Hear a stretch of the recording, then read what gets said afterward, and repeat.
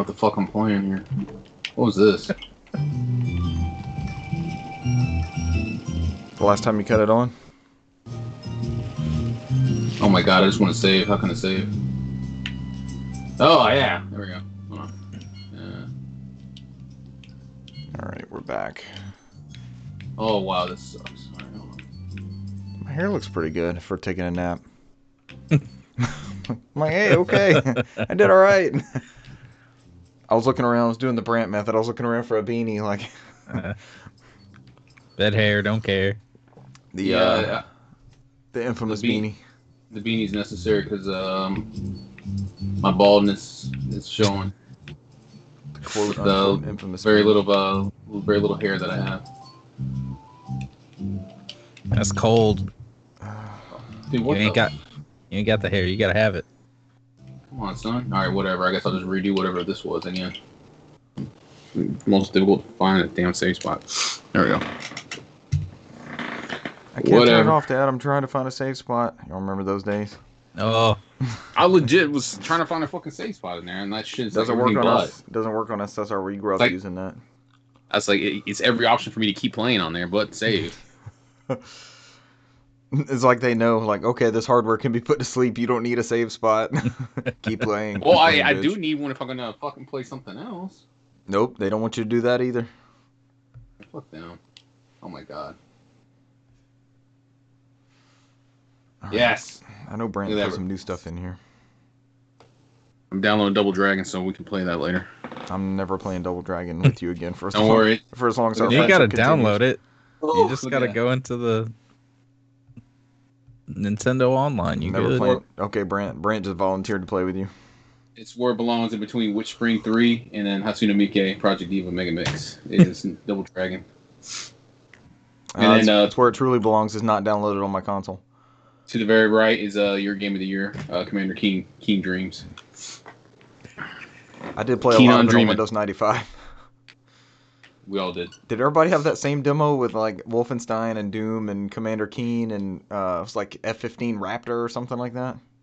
The freeware CD, shareware CD. Yeah, that one and James Pond and Sim Ants. I never played James Pond. I played a hell lot of Sim Ant though. I also got this too. If we ever get fresh, I want to fire this one up as well. Fist of the North Star, I'm guessing. No, yeah, keep looking. I can't tell. There's a good glare on it. Yeah. Because I'm not even showing the fucking name. No, hell no, I'm not playing with that one. It doesn't matter what number comes behind it, sir. Oh, I love me some fucking Double Dragon. I found the Game Boy, the original Game Boy one somewhere. I was like, yeah, I can fire this shit up. Woo! No. There we go. Cesar says close is required. All I know is when I had that conversation about what we should present Richard in the Afterlife, I'll be like, Double Dragon. I was like, yeah, I can fire this shit up. What was that about me in the Afterlife? They wanna welcome him to the Afterlife, so let's fire up some Double Dragon for his ass. No. That's what he wants. I'll know which Afterlife I got. That's what he needs. I'll know which direction the elevator went if I get offered a game of Double Dragon. And if you're there, I'll be like, all right, this is it. I'm in hell. This is my nightmare. No, what you should be asking is like, nightmare. What you should be asking is like, so if I beat his ass, I can go the opposite direction we are now. That's what you should be asking. There's no bargain. I'll know where I ended up at. Or I'll be waiting for you. I have to wait for you at that point if I went first. Player 2. Just make sure we choose option A. If we choose option B, we just shut her up. I'm trying to change it to A, waiting on you to die. It won't change back. And then you show up. Great. Hey, Cesar. Look where you got us. Look where your sins got us. I have multiple ways to play Double Dragon, sir. Don't worry. Those ways will go with us to the afterlife. Those are the only games that come with us. Everything else stays. All right, Brant. We kicked around a series of playing through Bond games and just kind of someone picking it up and streaming it. Have you played any Bond games in the past? No. None. You had never played GoldenEye? I mean, I've played GoldenEye, Have you played but the campaign? like a little bit. I don't think I ever really finished it. Do you like the James Bond movies? Are you familiar with like the universe or anything? Vaguely. Okay. So we're trying to come up. But now that we've said James Pond, Yeah, I mean, now that you're has stuck. to be. That's what tripped has it to in be- my mind. So Cesar and I were kicking around playing through some of these, and just as a tentative thing, so I was like, all right, do we want to call this something? Do we want to make this a series? So the first James Bond movie is called Doctor No. So Cesar had sent me something that I thought was pretty good. Do you remember it, Migo? It was a bad double NOFODcast. Double NOFODcast presents. So I started thinking, and all I did was Google like list of Bond movies. I'm gonna start at the top and just see all the different names and see if I can combine it in. And I see Doctor No, and I was like, Doctor No outside food or drink? could we pull that off? I was like, that might work pretty good. So I'd like to figure out. I don't know with our current free software configuration how we set up like no latency. So how does, Brant, when you and I play Donkey Kong, so how does you or Cesar respond to a game that someone else is playing, or how do myself and you respond to something Cesar's playing as we watch? Like, do we do a screen share capture that they're watching the real time feed of, or I guess we just have to fuck around with it and see what we get. Yeah. Free software, it is what it is. We just have to fuck around and see what we get. I tell you, we might fuck around and actually have a good segment. Yeah. Like Brant fucking around and beating Hollow Knight. Yeah. Every week after week, he's like, Silk Song I don't know, is coming out, I baby. just keep going back into Hollow Knight. I'm really enjoying it. So I was like, dude, you're gonna fuck around and beat that game. And then I found out that there's like several different endings. Did you and see like credits? all this different stuff. Did you see credits? Yeah, so I saw credits, the game. and that's exactly what I thought. I was like, "There's several endings." Nah, I beat it. Fuck around and beat the game. I'm good. I saw credits Animal Crossing. That's why I never went back ever since then. So that's all it takes. KK Slider sung to me. Words came down the screen. I was like, I'm done. Hell yeah. Game of the year. And I think I live long enough to see this day. Let's go. Oh, and it made all of our lists in one capacity or another. In some form, yes, it did. Yeah. Could have been Guitar Man Lives, but I chose fucking Animal Crossing. Guitar Man Lives. You played that this year? I'm looking at it right now. It just jumped in front of me. Cesar, I way underestimated my Xenosaga 2. That was 44 before taxes and shipping. It ended up being like 56. I was like, great. It's still not bad. Which one's the most expensive 3. one? Is it episode 3's 3? like $100. I'm looking at it right now. That person was selling some good shit. I found a brand. I Man. stumbled into an eBay seller that just like, I guess they were like, fuck it, I'm getting rid of my collection. Oh damn. Yeah, it's like somebody's significant other found it and they're like, nope, you gotta get rid of this shit. Ugh. You gotta be digital like everybody else. That's why you bought that Xbox Series S so you can play those games digitally. I got this in this week after Cesar was raving about it and getting excited about the remaster. And I've reached back out to them because they have minty stuff. This is like legit. It's like I just unwrapped a PS1 game. I couldn't believe it. And they had it listed as Sage Frontier. I think that's how I ended up with a good deal. I was like, okay, I'll take it. They didn't know what they had. Sage Frontier. I got a sealed PS1 game behind me. It's a Japanese game. It's an Atlas racing game. What is it? Reaches for Days Gone. And I'll get it for you. Actually, I actually kind of like this segment. What is our oldest ass seal game? Richard, I think you got us beat somehow. You'll pull out some NES thing. Television. Yeah. He said, I like this segment as he scans. I'm trying hard, man, but I don't think there's any way. Brant, what is it? Is it like CoroQ? How do we keep working CoroQ in every episode? Fucking love CoroQ. I'm looking at it right now. So let me take off the blur effect because I know that sometimes fucks it up. All right, so it is called. This feels like those 3D puzzles from the 90s. Like, oh, I can see it, and you're crossing your eyes and shit looking at it. This is Max G something, right? It's called Max G, and I think it's like that kanji just means pass, but it means like mountain pass. Does it tell you game over? Yeah, when you die. I don't know, but it is an Atlas game. Nice. And it is. I mean, it is factory sealed. This shrink wrap actually has like some PlayStation just all over the bottom of it. Yeah. Right, what? That's every region has it, but ours, because like my Final Fantasy 8 from the UK has that fucking PlayStation like pull tab here. Yeah. Border thing. It's pretty cool. I mean, it looks pretty good. I've looked up some videos on it. Brent, what accessories does it support?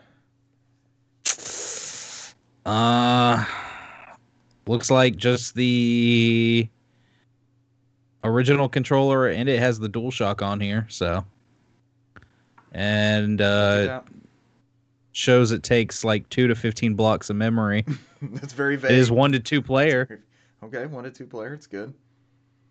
And it's for Japan only. Oh, a good warning. Yep. Too bad it won't play in our non-existent Polymegas consoles that we bought. Polymegas, yeah.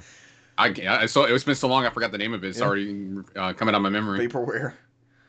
It's a fucking inception to pay $500 to get something ripped from my memory. We just get the Series S and do all the emulation on it. I got a feeling we're gonna wait till February when it's supposed to come out this year. I think was it February or March, and then it'll be like, we changed the whole chipset, so we kicked it back to next fall. I'll be like, at this point, you got my money. You won. I'm just gonna email the people you won. You got my money. Just congratulations. Not even pretending to give us updates.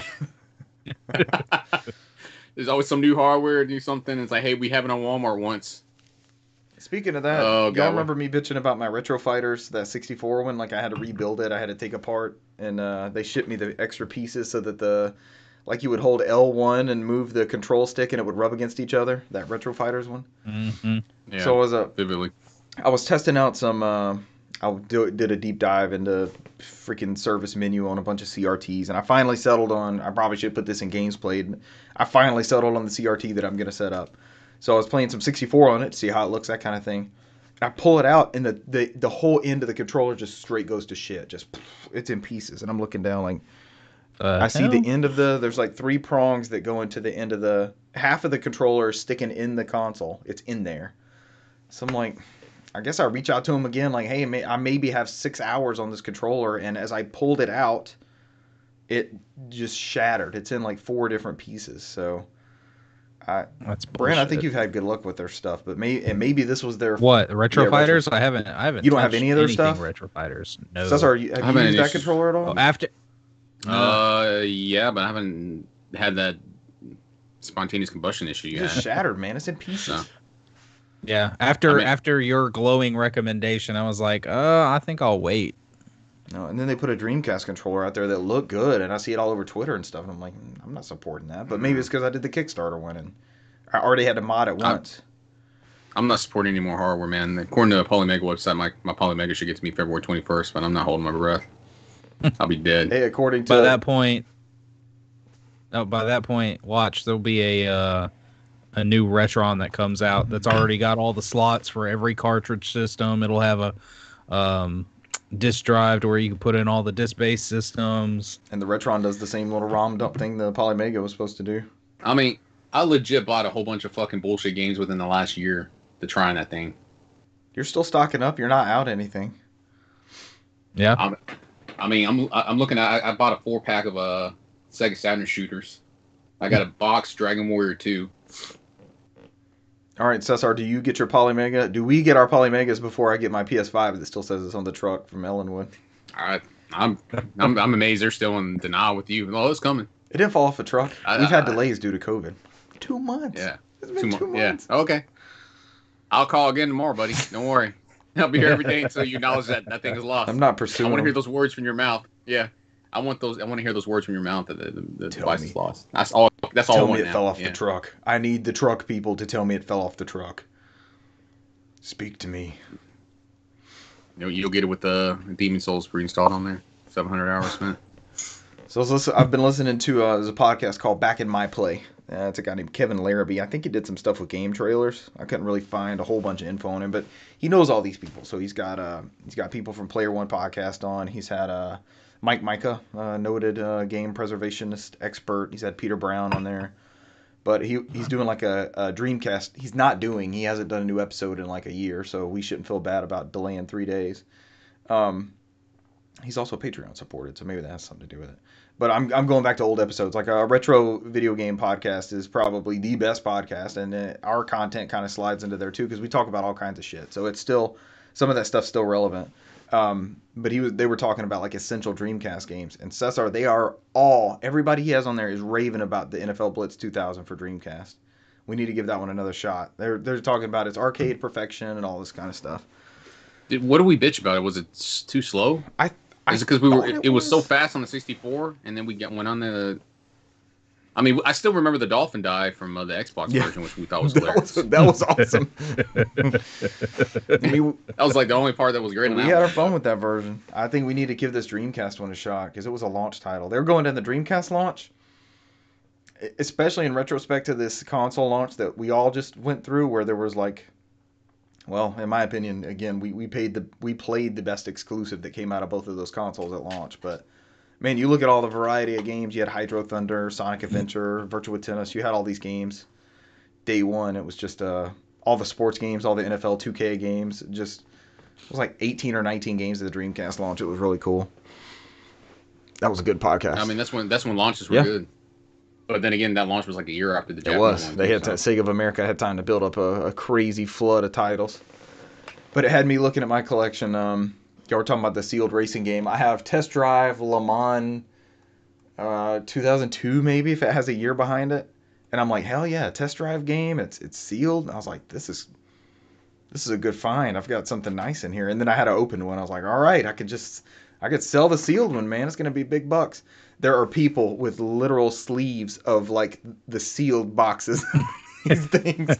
You can get a sealed copy of Test Drive Le Mans for the Dreamcast for like $14 shipped, and they're all over eBay. Oh. Well, I guess you'll hold on to yours a little bit longer. Wait till them to deplete their stock. I'm looking at my Dreamcast games right now, and I think the only one that stands out to me is Sega GT, and then I got Record of Lotus War, Dynamite Cop, Evolution 1, Evolution 2, the greatest game of all time, Blue Stinger, apparently. That was a launch title, too. Bangai-O. I have Bangai-O, but I don't have it in the box. Some of mine have disc rot. I was looking at them. But they're the ones outside of have one with that book. Outside of the cases. No, I have complete. How much does this thing go for? Bangai-O is expensive. I got it for $10. Yeah, it's pricey. It's worth more than $10. There's some crazy ones on there too, like Project Justice and. I love me some Project Justice. Those were the ones my coworker was selling. I sent you that list of before he put them up, or after he put them up. I got the original one, Rival Schools. Yep. That's all that matters. I got 2 copies of Record of Lotus War. I didn't realize that. Was that an English release? US release. One's without book, one's with book. Ah. Yeah, we got to try Blitz, man. Oh, what am I doing? All right. We're just going through old games. This is what we do. I mean, I have my my 2D fighters and my shoot 'em ups on the Saturn is no other, man. What is this one? Vampire Hunter? Yeah, Darkstalkers 2. I have the English Darkstalkers for Saturn. But it's the Night Warrior one, whatever that one is. And I got X-Men versus Street Fighter. I got a whole shit ton of those. Saturn's a beast. Actually, I got Children of the Atom. I got Children of the Atom on the PlayStation. That was one of the Rhino days. Rhino days were good days. Oh. If only we could go back to those days. I got a lot of I'm a 2D fighter connoisseur. It's easier to collect for Saturn with the collect for Saturn, but play Saturn games with the what's that thing Pseudo Saturn. Brant brought mine back to life. I thought it was fried. But at this point, once that Poly Mega comes out, we can play pretty much anything. Yeah. I mean, I literally specifically bought both of these because they just finished a translation patch for Sakura Tyson Uno. Did they? For Saturn, and then they're working on a translation patch for this one, which we can download directly to the Poly Mega, so I can actually fucking play these in English. I can't beat that shit, man. I've got a burned copy of that $1,000 game that we played a little bit of that was good as hell. Oh, the one that was like their weird Castlevania... Castlevania meets Metal Slug or something? That game was awesome as shit. our randomness when we randomly look for games. Like I got that hair in my ass yesterday. Finding out Xbox games. Cesar starts sending me all these import Xbox games we never got. I thought there was only like 1 or 2. There's like 12 or 15. It's a legit number, and it's not bullshit games like this. What was it, Makatama or something like that? This shit. Magatama. I couldn't find that shit anywhere. I was like, "Where's the no video?" And it's like, "Oh, it was like the wrong fucking name." I had to look at Magatama, and then it was like, then I could find it everywhere. It was like it was published by Xbox Japan too. It was like a weird Ninja Gaiden type game. The Worst Gamer says they have Black and White Marble Madness. What is that specifically? Marble Madness sounds familiar. Marble Madness was designed by Mark Cerny. Remember? Yeah, that was one of his first games. Brand, what are you laughing? Brand's like, yeah, right. Like we talked about, I think we talked about that. Gosh, I mean, when we bring up Mark Cerny, all I think about is Knack and Knack 2. That's it. I just think about a Vio computer in the year of our Lord 2020. That was the whole thing I got from that whole PlayStation conference. I'll never let that go. I was like, he's using a Vio computer. Where the fuck you find that at? I did more research on that than I did on any gaming announcement he made that day. Everybody's like, did he talk about teraflops? I was like, no, hold on. He's using a fucking Vio computer. We gotta figure out where people are still making these things. You guys saw the Vio, right? I was more concerned about that. I was like, whoa. What is this? 2000? 1999? Where are we? What do you think about the PS5 tech specs? Trying to figure out where to get that computer. He had a Vio. Did he have a Walkman hooked up to it? One of those high def Walkmans? Oof. I've been pricing those, man. I want that Final Fantasy 7 one. All right, y'all ready to hit the ground running? We got a good preamble. Doctor no outside food or drink. Cesar's going to be Blofeld and sit there and pet the Persian cat on camera. Yep, and I'm just going to talk shit the whole time as Richard plays the game. I'll be a true The first game's only 5 hours. We could do it, man. We're going to do 5 hours straight or just hours and bits?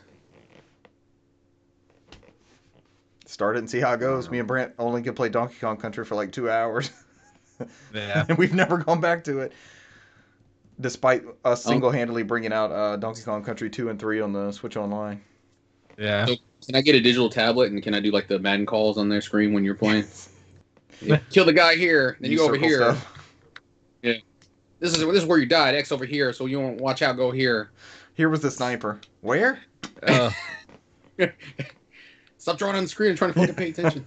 In real time. It's not for the viewers. It's on my fucking screen where I'm trying to play. Oh, shit. All right, let's get this over with. Or let's get this started, I meant. We can't get it over with if we don't get started. Man, you sound like we're going to Sunday school or something like that. What the hell? Is that what your Sunday school teacher said? All right, let's get this over with. All right, let's get this over with. I don't know. It's before the service. We got to get out of here at some point.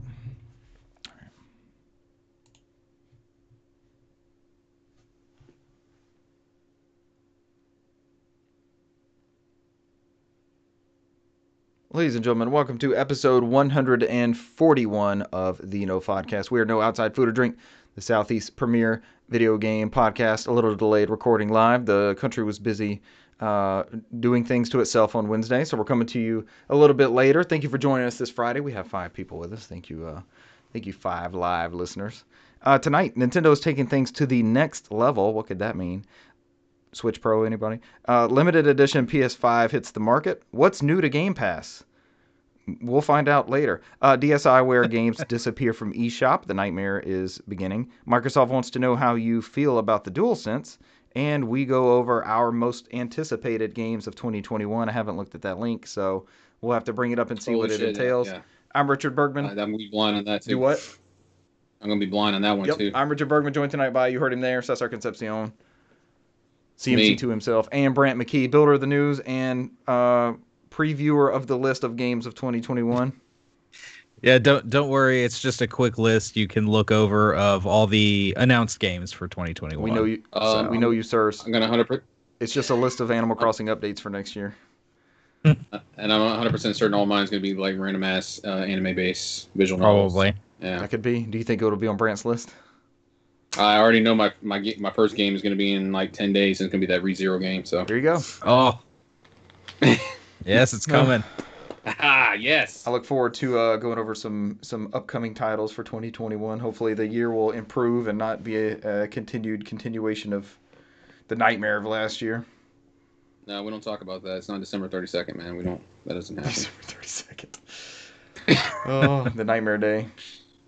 I don't know. It's already shaping going. up to be 2020 part I 2. saw Wario said he said the Zelda calendar was on sale at Amazon. He called it the Zelda calendar for 2020 remaster for this year.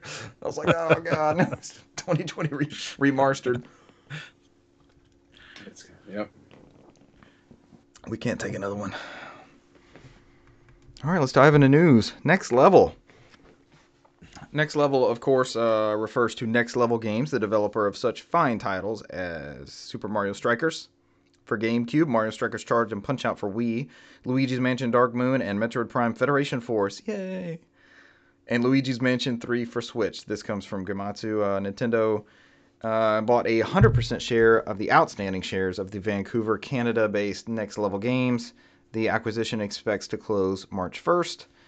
They've already been a second party of sorts, kind of like Rare back in the day, or famously Retro Studios. So now you have Next Level Games built into that Nintendo stable. This is almost one of those like Insomniac, weren't they already type things where your head scratching like, thought they were already part of them, but now it's official as of March 1st.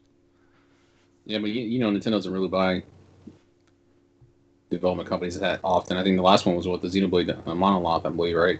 They own them completely. And that is 100%.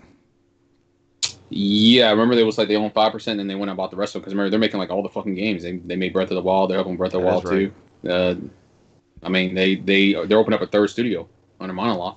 They expanded it through the second one to do Xenoblade 2.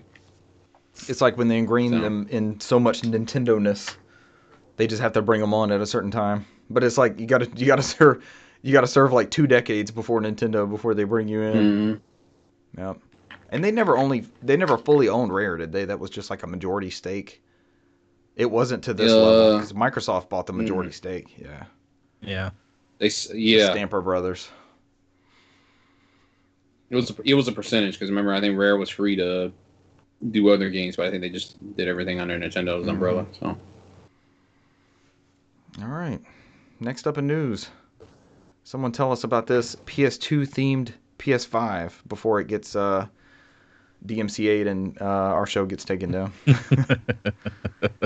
So there was I guess that you could just call them a independent seller. They set up a website to sell these retro-inspired PS5 regular and digital edition. They are all black. They have the traditional colored PlayStation logo, as I'm sporting on my shirt here, on the bottom of the console. And to go along with this, they also have a black-themed DualSense controller, also with the colored logo and the colored PlayStation buttons as well, rather than them just being the clear with the black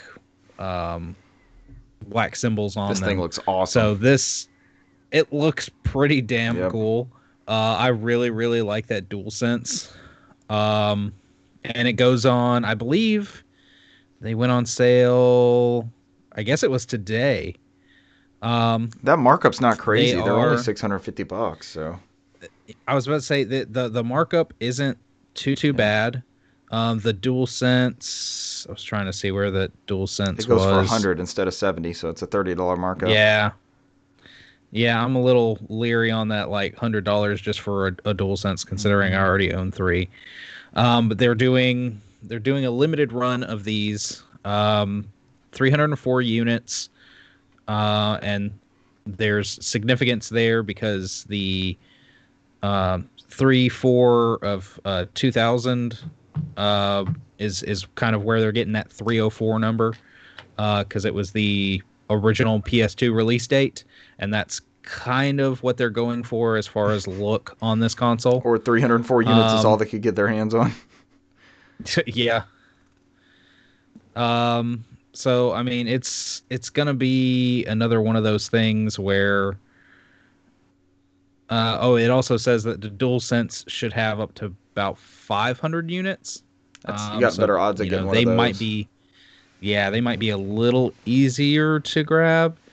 But it's going to be another one of those things where PS5s are already really hard to get a hold of. I know yesterday they actually started putting up a lot of different bundles. Best Buy had a restock yesterday. GameStop put up some bundles, and I think some other places were supposed to restock pretty soon. But it's still really, really hard to get a PS5, and now there's this, which is also extremely limited. So I'm assuming these will, if they haven't already sold out, they probably sold out when they went up. Have y'all ever heard of this Super 5 or whatever they're called? Yeah, Super 5. I've never heard of them. Mm-hmm. They say on Twitter their waitlist is 54,000 people. Jesus. Also, to kind of go along with this, I mean, I didn't put it in news because I figured I'd just bring it up with this. Is that, you know, the PS4 is kind of getting discontinued just about everywhere. I know they announced that they will discontinue all the models except for the base 500 gig black model. Slim, I believe the Slim. That's it? In Japan, yeah. Well, I mean, think about it. If you've got the PS4 Pro at what, $400, Think so. 400 something. You're not spending that much more to get you're spending the exact same to get a all digital PS5. They'd rather get or you spend a little extra. Yeah, and I think the thinking around this is, yeah, they're trying to move everybody to PS5. They're trying to be able to increase the production numbers and yield of PS5 by discontinuing PS4. Because if they're not producing PS4, they can focus a lot more of their resources and everything to PS5, right, which will help this, you know, shortage. And also it's I did hear something else that it seems like resellers and all these bot groups are kind of tapering off. They're starting to lose interest, but that could also be because they've already got such a major stock. And since it's after the holidays too, I'm sure demand is a little down. So hopefully we'll see stock slowly come back up. And it'll be, at some point, it's going to be super easy to get a PS5. Yeah, it's the dream. You know. Hopefully sooner than later. Yeah. I mean, does it really matter right now? I mean, there's not really like anything you can play on there. So I imagine Sony would be more happy when they're out in the open.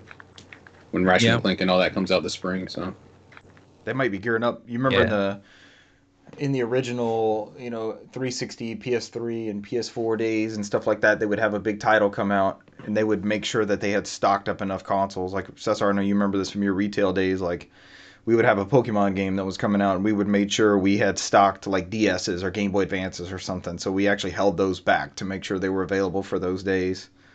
So I'm sure they're going to want to launch with something alongside there. I think we did it for Gears. That's the last big thing I remember doing. Okay, those look good. Go on their website, check them out. That is Super 5, and the E in Super is a 3. Well done. And the best, as you should spell it. Yeah. The best thing about it, in my opinion, is the rotating PlayStation logo. I've always loved that about PS2 is the being able to rotate that PlayStation logo. PS3 did it as well, didn't it? The fat one. Yeah. Uh-huh. Yep, the one that Brant's wearing on his shirt. Well done. Good job. Xbox Game Pass is adding a bunch of games. This comes from Sauermano at Gamatsu. Sauermano. Did I say Sauermano? Sauermano at Gamatsu. Xbox Game Pass is adding eFootball PES 2021 season update. Okay. The Little Acre. Injustice 2. These are all in January, by the way. Well, all three of those are January 7th. Then January 14th, you're going to get Neoverse, Torchlight 3, one of my all-time favorite games, What Remains of Edith Finch, and Y2K, a postmodern RPG. Game Pass Ultimate perks for console and PC. You get a Chapter 1 pass for Spellbreak. You get some World of Warships stuff and some World of Tanks stuff. And there are Game Pass quests for Dead by Daylight. Leaving January 15th, leaving Game Pass that is FTL Faster Than Light, My Friend Pedro, Sword Art Online, Fatal Bullet, and Tekken 7. So get in your My Friend Pedro and your Tekken 7 while it's available. I prefer to get my Sword Art Online in, but we can do that too. Sir, you have until January 15th on console. I don't know if it's also on PC, and that just means it's going to stay in PC. Who knows? How that works. Who wants to take this? I don't know how any of this works. Me neither. I'm seriously questioning my Game Pass Ultimate continued subscription when it comes up in May. I'm glad I'm not the only one. I just don't use it. Nothing wrong against it. Not that I hate it. I just don't use it. If awesome. I use it, I'll be like, yeah. I think it's an amazing platform. It's an amazing service. All that kind of stuff. I'm literally playing Halo every time I fire that thing up, and I've owned that game for 5 years now. So, I guess I'm using it for Xbox Live at this point. That's what my service is giving me. Same here. I used to download stuff and just kind of dabble in it to see what it was like. All right, let's try Forza Horizon or whatever. And I haven't done that in months. I think all of last year, I don't think I downloaded anything off of Game Pass. I think I purchased all those games on Game Pass when they were like $8 last year. So I was like, yeah, time to buy. The next one will be Gears Tactics when Gears Tactics drops to cheap. Brent, did you ever jump on Game Pass Ultimate on anything?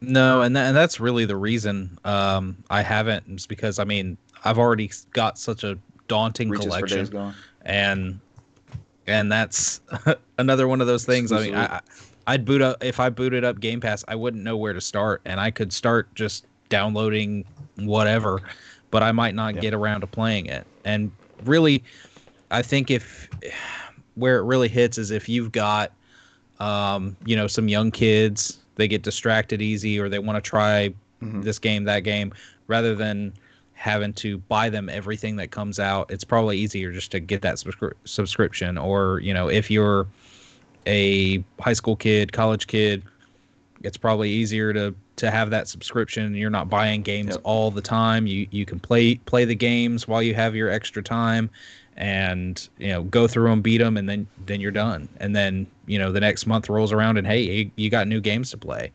But really for me, for probably for you, and like the games I want to play, I know which games they are, and I've got no problem going out and buying certain games or whatever games to support the developers and everything. And even if that game sits on my shelf for a while, I'm fine with it. I know I'll get to it eventually, but with Game Pass, it's Lord willing that you get to it eventually. Yeah. It's just this thing. It's like even if I download it, can I was just that you after they leave Game Pass, or no? See, you can buy it for 10% off. I think if you had it. Gotcha. If you had it under Game Pass. So to me, it's like Netflix. It's their stuff leaves all the time, and it's like, well, I was gonna watch that. I saw it on there, a few days ago, and then, oh well, I guess that was one of the things that left. Oh well, I'll have to find it somewhere else. It's just one of those. It's finding the time. I exclusively watch only anime on my Netflix, so I have other people watching Netflix for the other stuff. So my purchase is fully verified and worth it. Afterwards. I like the college kid analogy, Brand. I think that works for people, and people who that is their only platform. If you only have an Xbox, and that was the ecosystem you were in, that's a no-brainer. And people new to that ecosystem. Friend of the show, Jeremy, I got him on kind of onto the Xbox platform playing Halo with us every weekend. And he got Game Pass as part of that, so then he just tries out all kind of random stuff that's in there that he's missed out on. He's more of the Call of Duty, what else does he play? Fall Guys and stuff like that. So, just to have that that immediate library like that where he's not going to be a physical collector, it definitely works for him. So it's out there for folks. The big thing I was so excited about for it is having those first party games sitting in there.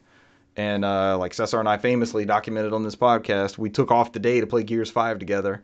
And the server was just shit in the bed the whole time. Like, we got our free copy, but we never played the game. We didn't play the game that whole day, right? It was the next night when we could play. Yeah, we took like a big giant break, and then we wasted our whole. We had all kind of disconnects and weird shit, and I don't know. After that, I don't think I take days off anymore for games. So it broke me. It broke me as well. I can't think of it. I think well, you know, I'm a fucking liar. I think I took the. No, I was at work for when the PS5 came in. Nope, I didn't. I took the next day off. But yeah. I think if I had taken off work waiting for my PS5 to come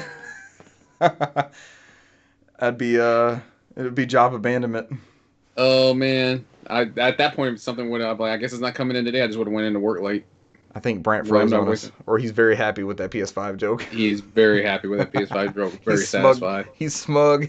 Thank you, Brant. We didn't think of us for comedians, but there we go. You proved us wrong. He finally broke character. Oh.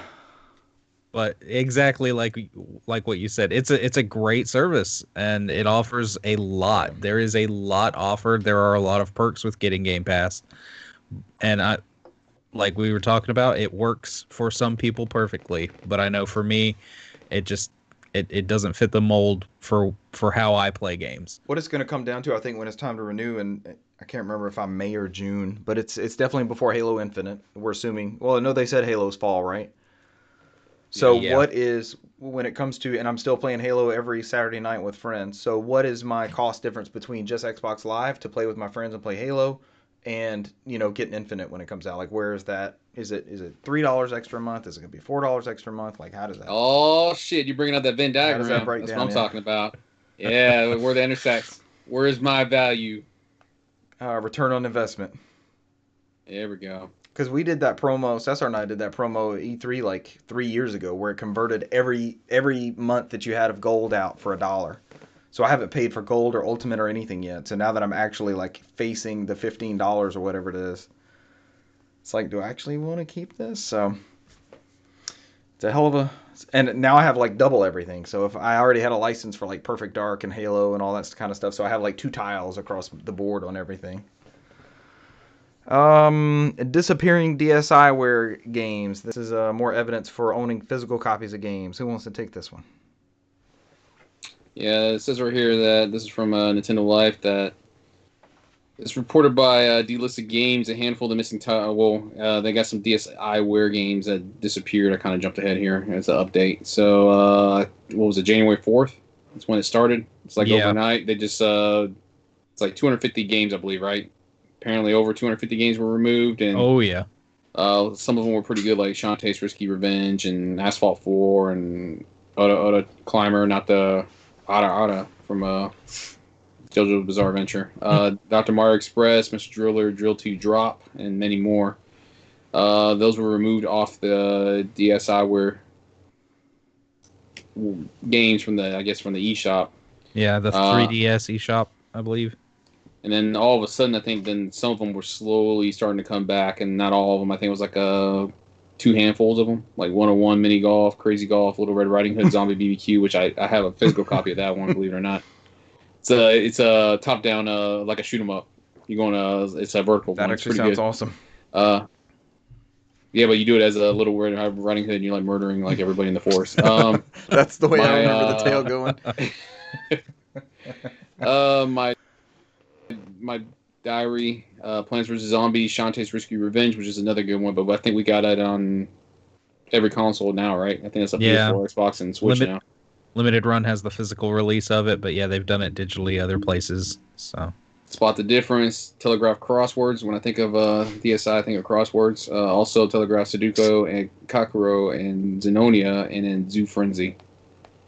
I love me some fucking Zoo Frenzy. I gotta look it up and find out what I just... Okay, I actually played the shit out of Zenonia on iPod Touch. That was one of my first iPod Touch games. Yeah, they marketed it like Secret RPG, of Mana, right? so I played the shit out of it. It's like portable Secret of Mana. Yeah, they're already on the 5th one. Holy shit. What are you looking up? Zoo Frenzy? I already proclaimed my love for Zoo Frenzy. I don't know what it is, but it's too late. It's our number one. You're our number one Zoo Frenzy expert on staff. Mm-hmm. Are you clamoring for Zoo Frenzy 2 at every Nintendo Direct? I'm throwing that out there with that and Mother 3. I won't shut the fuck up. It looks like a reject version of Harvest Moon mixed with what was Diner the Zoo Dash game that launched with DS? Do you remember that? Ended up being kind of a sleeper hit. The cover, there was a Hitler-esque looking character on the cover. I'm just saying. What? It came out with Hitler Zoo? What? That does Brent, not. that can't be a podcast title. It's a good one, but it can't be. Nope. Not sound right. No, hell no. I will not be part of this. I will log off. Zeitcage? Nope, stop it. German Zoo. That brings me back to no zoo for you. No zoo for you. That brings me back to one of the Dragon Ball Z movies where Gotenks was fighting Hitler. Is that a real thing? Yeah, it really happened. Yeah, they were like, "Look at this idiot over here." They're making fun of him. Then they blast him with the. All right, there was that Sega kissing game for DS. You sure it's not Zootycoon? All right, everyone, now look up the title. Look up the cover art for Zookeeper for Nintendo DS. Oh Lord, this is what I would look at on the shelves in my store. All right, don't just look up images of Zookeeper. It goes so well. I'm typing Nintendo DS. This is what I would look at on the shelves. What in the world is this? Cesar has a copy. You went to go get it. Guaranteed. Right? I'm not wrong. Yeah. That's a very suspicious... And it's one of those just line up the the color. I think it was a match 3 shape deals, like a Bejeweled or Pokemon Dash matching games. And he's even doing the little salute. It's not good. That's pretty I don't know. That was poor art direction on that cover. I'm fairly certain I have that one. Literally it's going to be me sitting here staring. I can see the fucking Little Red Riding Hood Barbecue physical edition. Feel the Magic XYXX was the Kissin' Sega game that I was thinking of. DS had a good ass launch, man. Yeah, it was a Rubber Rabbits was what, the other one, right? Rayman. That was like the pseudo sequel, right? Rubber Rabbits. Yeah, that was the follow-up, yep. For 3DS? Oh, I just remember in this era, people were hyping the PSP so much, and it's going to be DS is going to be garbage and all this stuff, and they would compare the Spider-Man 2, like that was what they plopped out for both of them, and it's just like no comparison. But they ended up, obviously they ended up being 2 totally different machines. All right, no Zoo for you might be it. I think the other thing was that it was odd. People speculated this might have been some kind of glitch,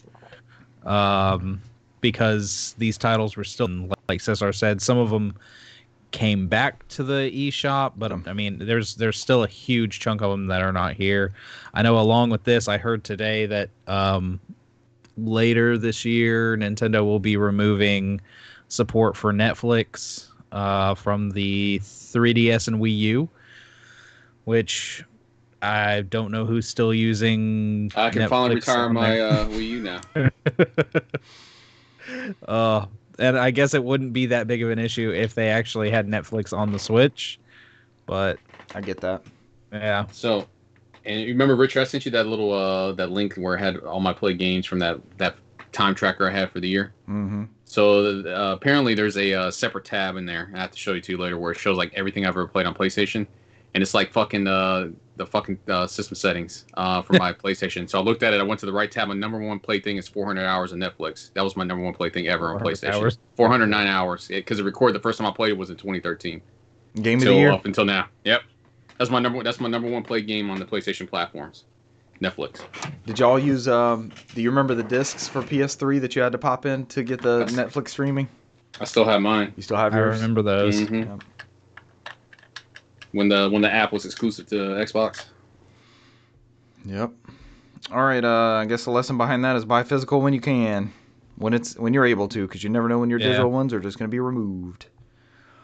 All right. Next up, Cesar, you want to take this one? Microsoft is asking Xbox owners if they would like PS5 DualSense features on Series X and S controllers from Video Game Chronicle.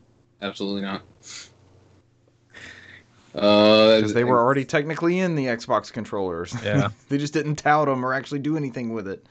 Yeah, I think it's like you said, that's all it is. They sent out like a survey and they were asking if any of the features they had on the PlayStation controller, which is the vibration and the adaptive triggers, was something they want to implement on an Xbox controller. And somehow that turned into a whole thing on Twitter about rechargeable batteries. And then the Duracell. Oh, that was a good story. We should have put that in there too. Did you see that, Brent? And then Duracell having some kind of deal with Microsoft. Microsoft's like, we know what we're talking about. We just want people to have choice. Yeah. We cannot confirm or deny, but we just want people to have a choice. Yep. So it was. I think it was Kotaku did a deep dive, and they didn't get any confirmation from Microsoft, did they? Or they got the we want people to have choice story. They got the scoop, I think, from Duracell. UK. Yeah, it wasn't even Duracell America. It was the UK Duracell, I think. Oh, we're just going to discount the British batteries now? We're going to Brexit our batteries? No, because I'm sure Duracell USA is like, yeah, we don't fuck up in all stores like that. That's part of what they're... Somebody's like, yeah, you know what? Fuck it. Yeah, we got a deal. No, but apparently the overarching bit of the story was that Microsoft has a deal with Duracell to ship every Xbox with Duracell batteries and thus keep the AA, I guess keep the battery alive. What else do we put batteries into? Wii remotes. To keep the battery alive for rechargeable batteries. You can get, external rechargeable batteries, and I think did they still call that thing the Play and Charge kit? Is that whatever the equivalency of it is? Whatever the new version. I remember selling the shit out of those for $360. Like, we couldn't even keep them in stock. And I just know it's like you said, the generic response from Microsoft is like, hey, we offer multiple ways for people to play on the controllers. I think through the USB cable directly to the console and batteries and rechargeable batteries and playing kits. We just have to have options. Which is fine. Does anybody have a hang up on like controller preference or anything as far as that goes? No. I don't know. I'm pretty. I'm loving the fucking PS5 controller though. Yeah. I went back to the PS3 one. It's like, damn, this thing. The PS5 one really fits in my hand pretty well. Yeah. The PS3 one, I'm like, I wish I could just plug my PS5 controller to PS3. Why won't you? You can plug it in. Oh. No wireless support. Yeah, but I don't get vibration though. So. Yeah, that's true. And no home button. You're stuck eternally playing whatever that is. It'll be a dedicated Resistance 2 machine. I gotta sit there and just swap out PS3 controllers and PS5 ones. But I know somebody that specifically said they haven't upgraded yet, but they said if they've been Xbox for a while, and they've already told me if they're going to get a next gen console, they'll probably go back toward PlayStation, because they used to have a PlayStation a while ago. But they said and one of the reasons is they're tired of batteries. They're tired of it's a hassle for them. And I could see that. I've died many times playing online with Richard with fucking batteries going out. So, and then I got to find AA somewhere. I didn't have a set on me just in case I knew this was going to happen, but I wasn't in denial the whole time. I didn't have a set scramble because nothing's consistent. Sometimes you get the battery warning and you get like 6 hours, and then sometimes it's like 5 minutes. You're like, fuck! I thought I was good. Yeah. You just now warned me. No, I've gotten to where I think I brought it up on the last podcast, but I've gotten to where if it doesn't support a rechargeable thing or a dock of something that I can slide it into, like my Xbox One controllers, I've bought the little rechargeable ones that just sit on a dock. So, like last weekend, Dale and I were playing here, and I just popped one of those off and handed it to him, and it made it through a whole session. And then you just you put it back on there afterwards and forget all about it. So, it is good to have choice. Brent, what were you gonna say? You have a contingency plan. That's why I don't. I'm just fucking chaos wherever I play games. Dude, so. You know me. You know I'm chaos. I've tried to get a plan together. I'm working hard at organizing my stuff. I got I pulled out my PS3 And I got a fucking like extended USB cable for my dead ass battery, and it's plugged in there. And I'm like, this is how I have to play because I tried plugging it into like a regular USB thing and it won't charge. It only charges in my fucking PS3. I had to get Console a fucking extension cable so I could fucking play and charge it. And I'm like, fuck. So I'm like, did we all put the triggers on the back of our PS3 controller so it's not a monstrosity? Did everybody put the little trigger attachments on there? Yeah. The center one. Those things. I just ordered 2 more. I love them. All right. Holy shit. We're 30 minutes in. Let's wrap up news. Oh no, that is it. It's our 2021. I think that was it. That's it. The video is bad or in a format that cannot be played on your browser. It was just some anime game. Is it? No offense, guys. That's not. I probably own it. It's just some anime game. I'm waiting for Richard to say some anime game that Sister Parley owns or has pre-ordered. I didn't see any panties. I was hoping you talk shit. I was gonna say, does it look questionable? I only play questionable games. It's like Renee told me, he said he can hear me outside the room here because I'm laughing because I'm sitting here like I'm playing that Trolls of Cold Steel 4, and so you can romance the girls in there, and I'm laughing like I got all these flags, I'm sending them all off, I'm dating all these girls. Renee's like, you alright, man, in there? I was like, stop judging me, just let me do my thing. It's a video game. Let me enjoy my game. All right, so now we're on to our. This list is actually brought to us by Game Informer. I like how Grand Theft Auto 5's on there. Yeah. It's on there every generation. When did it originally? It was 2013, right? The game won't die. I bought. I think the only version I played was the 2013 version, and then I was so excited for that remaster. You got pumped in the theater. You like jumped out of your seat. I was like, yeah. And the other guy behind was like, he didn't even know what it was. Like, and I bought it and never played it.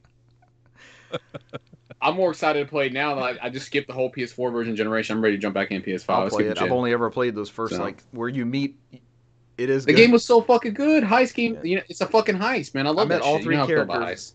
I met all three makes everything better. I was like, all right, I'm done with this for some reason. You got the party together for whatever Rockstar Final Fantasy that was, and you're like, we all got in the car for the road trip, and I was like, nope, I'm done. We all started eating cup noodle. January's games. This is a pretty comprehensive list from Game Informer. We're only 30 minutes in. I only played my usual game, so I don't have a deep dive. Cesar, you warned me about a deep dive. Are you going to stick with it for your games played? Mine's I say it's a deep dive, but it's going to be legit. Okay, Brant, did you play a shit ton of games? I played a few. I was 1, 2, skip a few, 1, 2 99, switch? 100. What are we doing here? See, I was just gonna. I need use to buy this. that. I keep seeing that for like We 29. need to get Is that the buy price? vanish. Ooh. It's coming hard. I'm like, I said that we joked about it, and I think who had it for 29? Somebody had it like super cheap, and I was like, Argh. They threw it out there for that was your holidays, reaction. and I was like, yeah. 1, 2 switch, make them say. I fear. No, yeah. All right, three listeners. This is what you're here for. This is the content you came for. We're all here. We're already here. That's why. We made our biggest fan party show. That's where we fucked up. Yeah, but I fucking got the No Limit song stuck in my head. It made me say, all right, so I think we could do a pretty good deep dive on this because Game Informer did a good job. Yeah.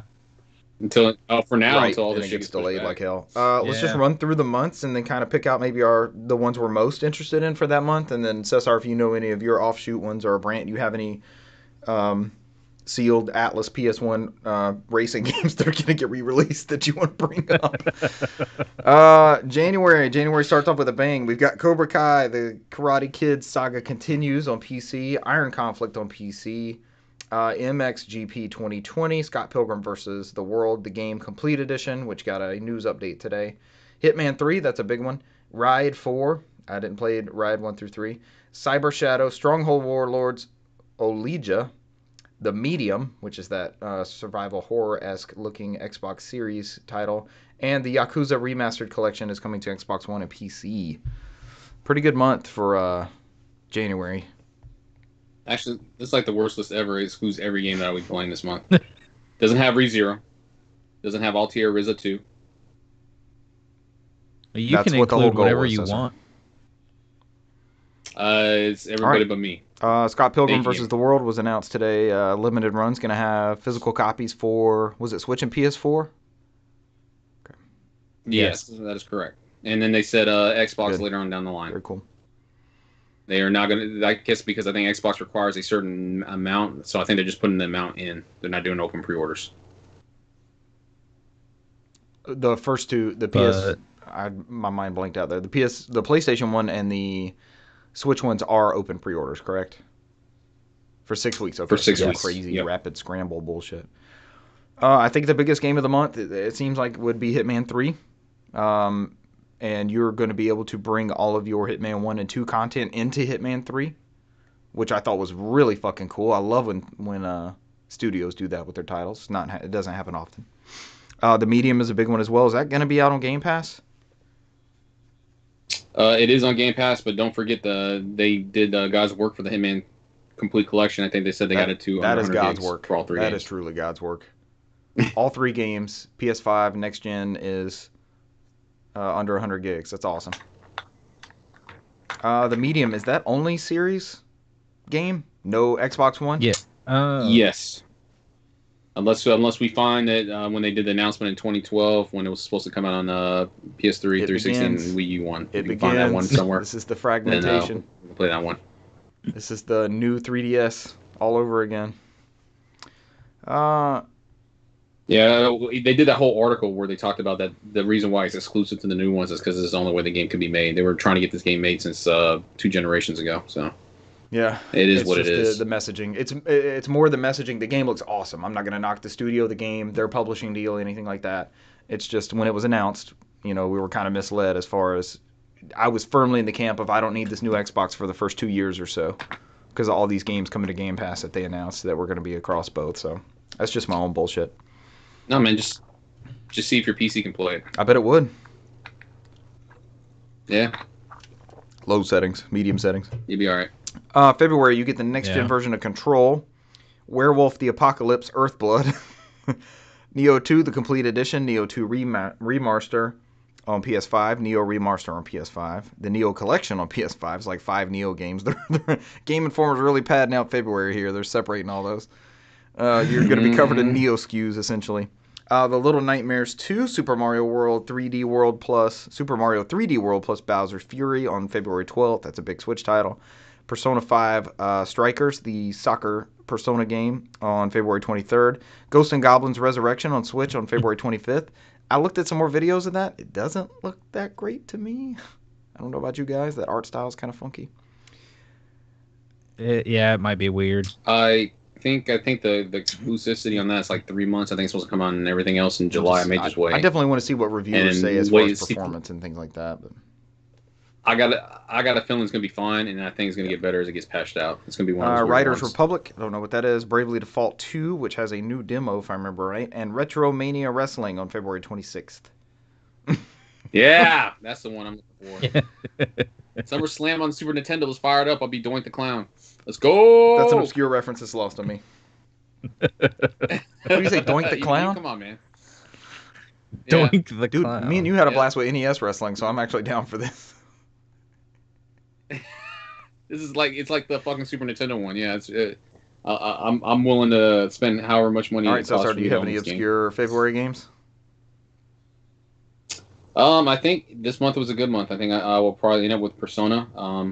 I do not have to buy Neo because all those are free upgrades. That's good to know. Which is a plus for me. I'll finally go through those. Bravely Default is on there. I think the only obscure one that is not listed on here that I will own in February will be Ease 9. That's it. It comes out February 12th. Yeah. I played the demo on that. The demo was pretty fucking good. It's pretty fucking good. It only gives you 10 minutes or until you beat the end of the level. And after some wonkiness with the camera, I don't remember being this stiff in Ease 8, and then I fired up Ease 8, and I was like, okay, maybe it was. Because it's been so fucking long since I played Ease 8, but Ease 9 was... you were deep into Ease 8, I remember that on the podcast. Oh, Ease 8's so fucking good. I never loved the Ease game until I played Ease 8, and then I was like, I gotta own them all. Pretty far into one of the PS2 ones back in the day. That was... Ease 5, I think that's the one I'm looking at or something like that. Yeah, it was published by the Konami when Konami was doing it came stuff. with a soundtrack CD and all kinds of stuff. Man, I wish Konami would come back. I miss good Konami. March. Harvest Moon One World.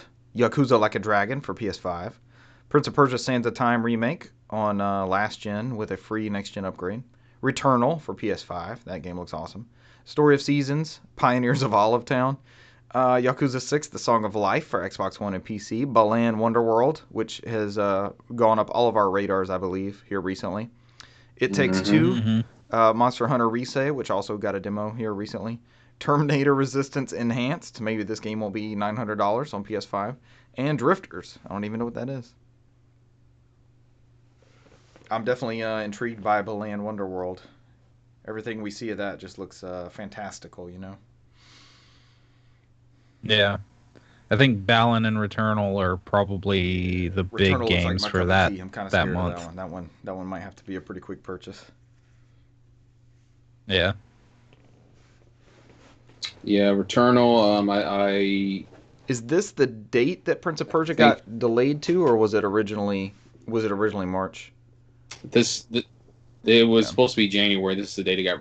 And have we seen an update on like how it looks now? Because they said they were going to take some feedback. They haven't shown anything else. I got a good feeling it's gonna be kicked down the road. For me, Probably. I got my Yakuza Like a Dragon. We'll finally get the PS5 version that month. Then Saviors of Sapphire Wings and Strangers Sword City for the Nintendo Switch comes out, so I'll probably pick that up. Legend of Heroes Trails of Cold Steel 4 comes out for the Switch. I might go through that again. And we know another thing, y'all were talking about delays. We know this list is going to get fucked up when there's a Nintendo Direct and they're just like, all right, here's a big ass game, or next month you'll get a new Zelda puzzle game or some crazy shit, you know. But I think the most exciting thing I want in that month is supposed to be Disco Elysium. It's supposed to be coming to the next gen one. Consoles. I might give that a go to. Everybody that I follow whose taste is like mine, they love Disco Elysium, so that might be a have to do. And Elysium was not that bad of a movie either. Matt Damon did a pretty good job. In April, all we have is Outriders, Humankind, and Nier Replicant version. Not reading all those numbers. And didn't Outriders just get delayed? It got delayed out there, yeah. But it did get a demo. Almost seems like it was supposed to be in February, right? It got delayed to April. I think that's what happened. Going to start getting pushed out, and these this list gets slimmer and slimmer as we go. I think for me, it's going to be Guilty Gear Strive for and March Poison or for Control. April. I mean, May's big games are Seirai: The Beginning for PC and Deathloop on PS5. I've gotten more and more uninterested in Deathloop the more I see. Yeah. Oh God, are we all going to play Back 4 Blood? I am 100% Back 4 Blood. Let's all play. I'm playing. I don't know if y'all are there. Hopefully y'all are there with me in the room. But I'm there, so let's do it. I'm super excited. Party. Yeah. And hopefully we're all hanging out the ledge, screaming at each other like "Save me!" And then we'll see some tank knock somebody off. Oh, what a good memory! Save me! And then there's a bunch of to be announced. I know some of them you've said in here. If you would like to run down those as well, but there's like some of them. God, some highlights. There's a lot. Biomutant. Remember that game? Was this 12 minutes? Alba Wildlife Adventure. Alex Kidd game sucks. Oh, that's your favorite. I know you're waiting for that one. Apex Legends is coming to Switch. I don't think I remember that. Yeah. They were supposed to come out last year. They pushed it back. Axiom Verge 2. Origami 2. Dust Falls. Axiom Verge. Let's see. I'm trying to look for some of these bigger titles. I never played the first Braid, so I might be down for that one. Oh, they do have some iOS titles and Android titles like Crash Bandicoot on the Run. That's our game of the year. Yeah, Commander Keen. I thought they keep pushing that back till they eventually cancel it. And of course, Cyberpunk 2077 for PS5 and Xbox Chris Series Tales X is on here, the RPG. And S. Dirt 5 is coming to Stadia. Destiny 2 expansions. I actually showed off Destiny 2 on Stadia. to someone who was curious about it. They liked the instantaneousness of Stadia. Far Cry 6. That'll be a pretty good title. Elden Ring. Gran Turismo. Ghostwire Tokyo. Mm-hmm. Oh, Ghostwire Gotham Tokyo Knights, looks Halo good. Infinite. Mm-hmm. Hello Neighbor 2. I know that Hello Neighbor is like a big franchise somehow. Yeah. Hollow Knight Silk Song. You might fuck around and looking beat forward that to game that one. this year. I really am. I will. Mm-hmm. Horizon Keep going, Forbidden Brent. West. There's a gem in there. Keep going, Brent. I want to know what this I Am Jesus Christ for PC is. Is this a sequel to Jesus Christ Superstar? Is this a prequel? Like, what does this pertain? Is this really Jesus Christ? I have to know. You need to know. I need Kerbal to Space know. Program, Kena Bridge of Spirits, which I know we're all pretty excited about for PS5. League of Legos Wild Rift for phones. Madden NFL 22 made the list. Oh, I was surprised. I didn't think that was going to Mass Effect Legendary Edition. Marvel Future Revolution, as well as Marvel's Avengers for the next series consoles. Oddworld, if we ever get a date for that. Panzer Dragoon VR is on here. I think they just updated that saying it was delayed. God. Phantom Breaker. I'm so fucking excited for Phantom Breaker. Oh, no more Heroes 3. Mass Effect Day Legendary one, definitely. Edition. That keeps getting rumored for February. Have y'all seen that? I heard something about it the other day, but I don't think that's been confirmed. Phantasy Star Online 2 is getting an expansion. Psychonauts 2, Ratchet and Clank Rift Apart. I think that's our most... Is that everybody's most anticipated title? It's Ratchet and Clank. Yeah. For now. Raw Man for PC. Raw Man. The food or actually just the other way? The food. Oh, God. Resident Evil Village is on here. Recompile. I seem to remember something about that. Saga Sage Frontier Remastered. Samurai Showdown for next gen. Scorn, the Geiger penis game. Yeah. Shin Megami Tensei 5. There's Legends of Heroes Trails of Cold Steel 4 for Switch and PC, like Cesar was saying earlier. Lord of the Rings Golem. It's exciting. That way I can own multiple copies of fucking Trails Cold Steel. Cesar, did you play Stanley Parable? I have it on PC. I exclusively waited for the PS4 version because I think it was coming to VR. And I was like, I'll wait. Played it. Oh, it was and it hasn't come out yet. It was Papers, Please. That's what I was getting confused with. I know you dove into Papers, Please. Ooh. Oh, Papers, Please is pretty fucking good. Yeah. That's a good game. I bought that physical for Vita. I think that's one of the last Vita games. Warhammer 40k Darktide. Ys 9, as Cesar mentioned. Ultimate Fishing Simulator 2. That's all right. Not gonna lie, I've been pricing the Dreamcast fishing controller because I have both of the or I have 2 of the 3 fishing games on Dreamcast, and I never got the Dream. Nice. It's actually pretty expensive now. Well, it's not super expensive. It's just higher than I'm wanting to spend for a Dreamcast fishing controller. Yeah. I say it only works for one thing, but you can play everything with it. So.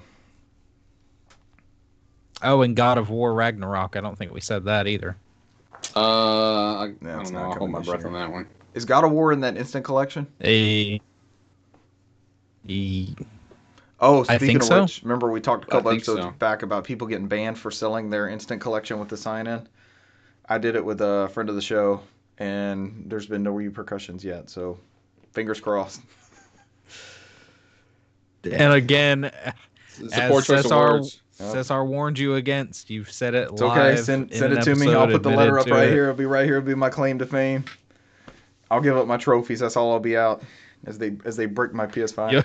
Like he said before, you'll be faming that PS5. You'll be out of everything. It on the wall. You can never play the full version of Cyberpunk 2077 unless they put it on disc. On Stadia.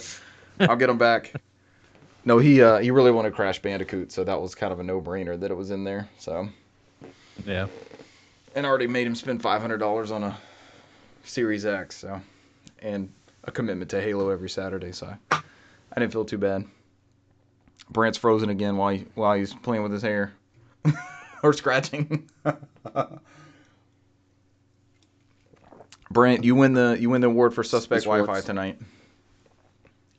Don't say anything if you want this podcast to be over. Nothing. I was trying to. Brent, what do you think your game of the year 2021 is going to be? Say nothing. Animal Crossing updates 12. Oh, Brent, the freezes are great, man. You're killing me. We're killing you with love. Yeah. Killing me, Smalls. You're killing me. All right, games played. You all good? 2021. We've got it in the wraps. We already know everything is coming out. We shook our crystal ball. Our most anticipated game is Left 4 Dead 3, and I don't even know what the actual Back 4 Blood. Oh god, I'm so fucking. I was like, man, I wish it was June now. I looked down the counters, man. I wish it was June now.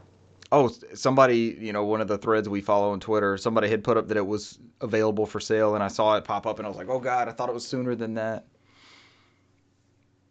I say that, and then it's gonna be hot as balls outside. I'm like, I wish it wasn't June anymore. Why can't it be January? And I was wishing for this game again, and I was comfortable. I just need to live in a climate that I can be constantly cold. It's cold down here, man. We have 3 floors now, so it's like the middle floor stays fine, but if you don't want to like broil the other 2 floors. So I just wear a sweatshirt on either one. It looks like you guys are sweatshirted up too. Yeah, because I can fucking put on clothes. It's like I sit there, can't talk to you guys in my boxers when it's fucking hot. In the middle of the summer, you can't cool off. And it breaks my clothes are required rule. So that is a requirement. It's on our Twitch stream rules. Yeah. I just have to jump in the shower, take a cold shower before your podcast.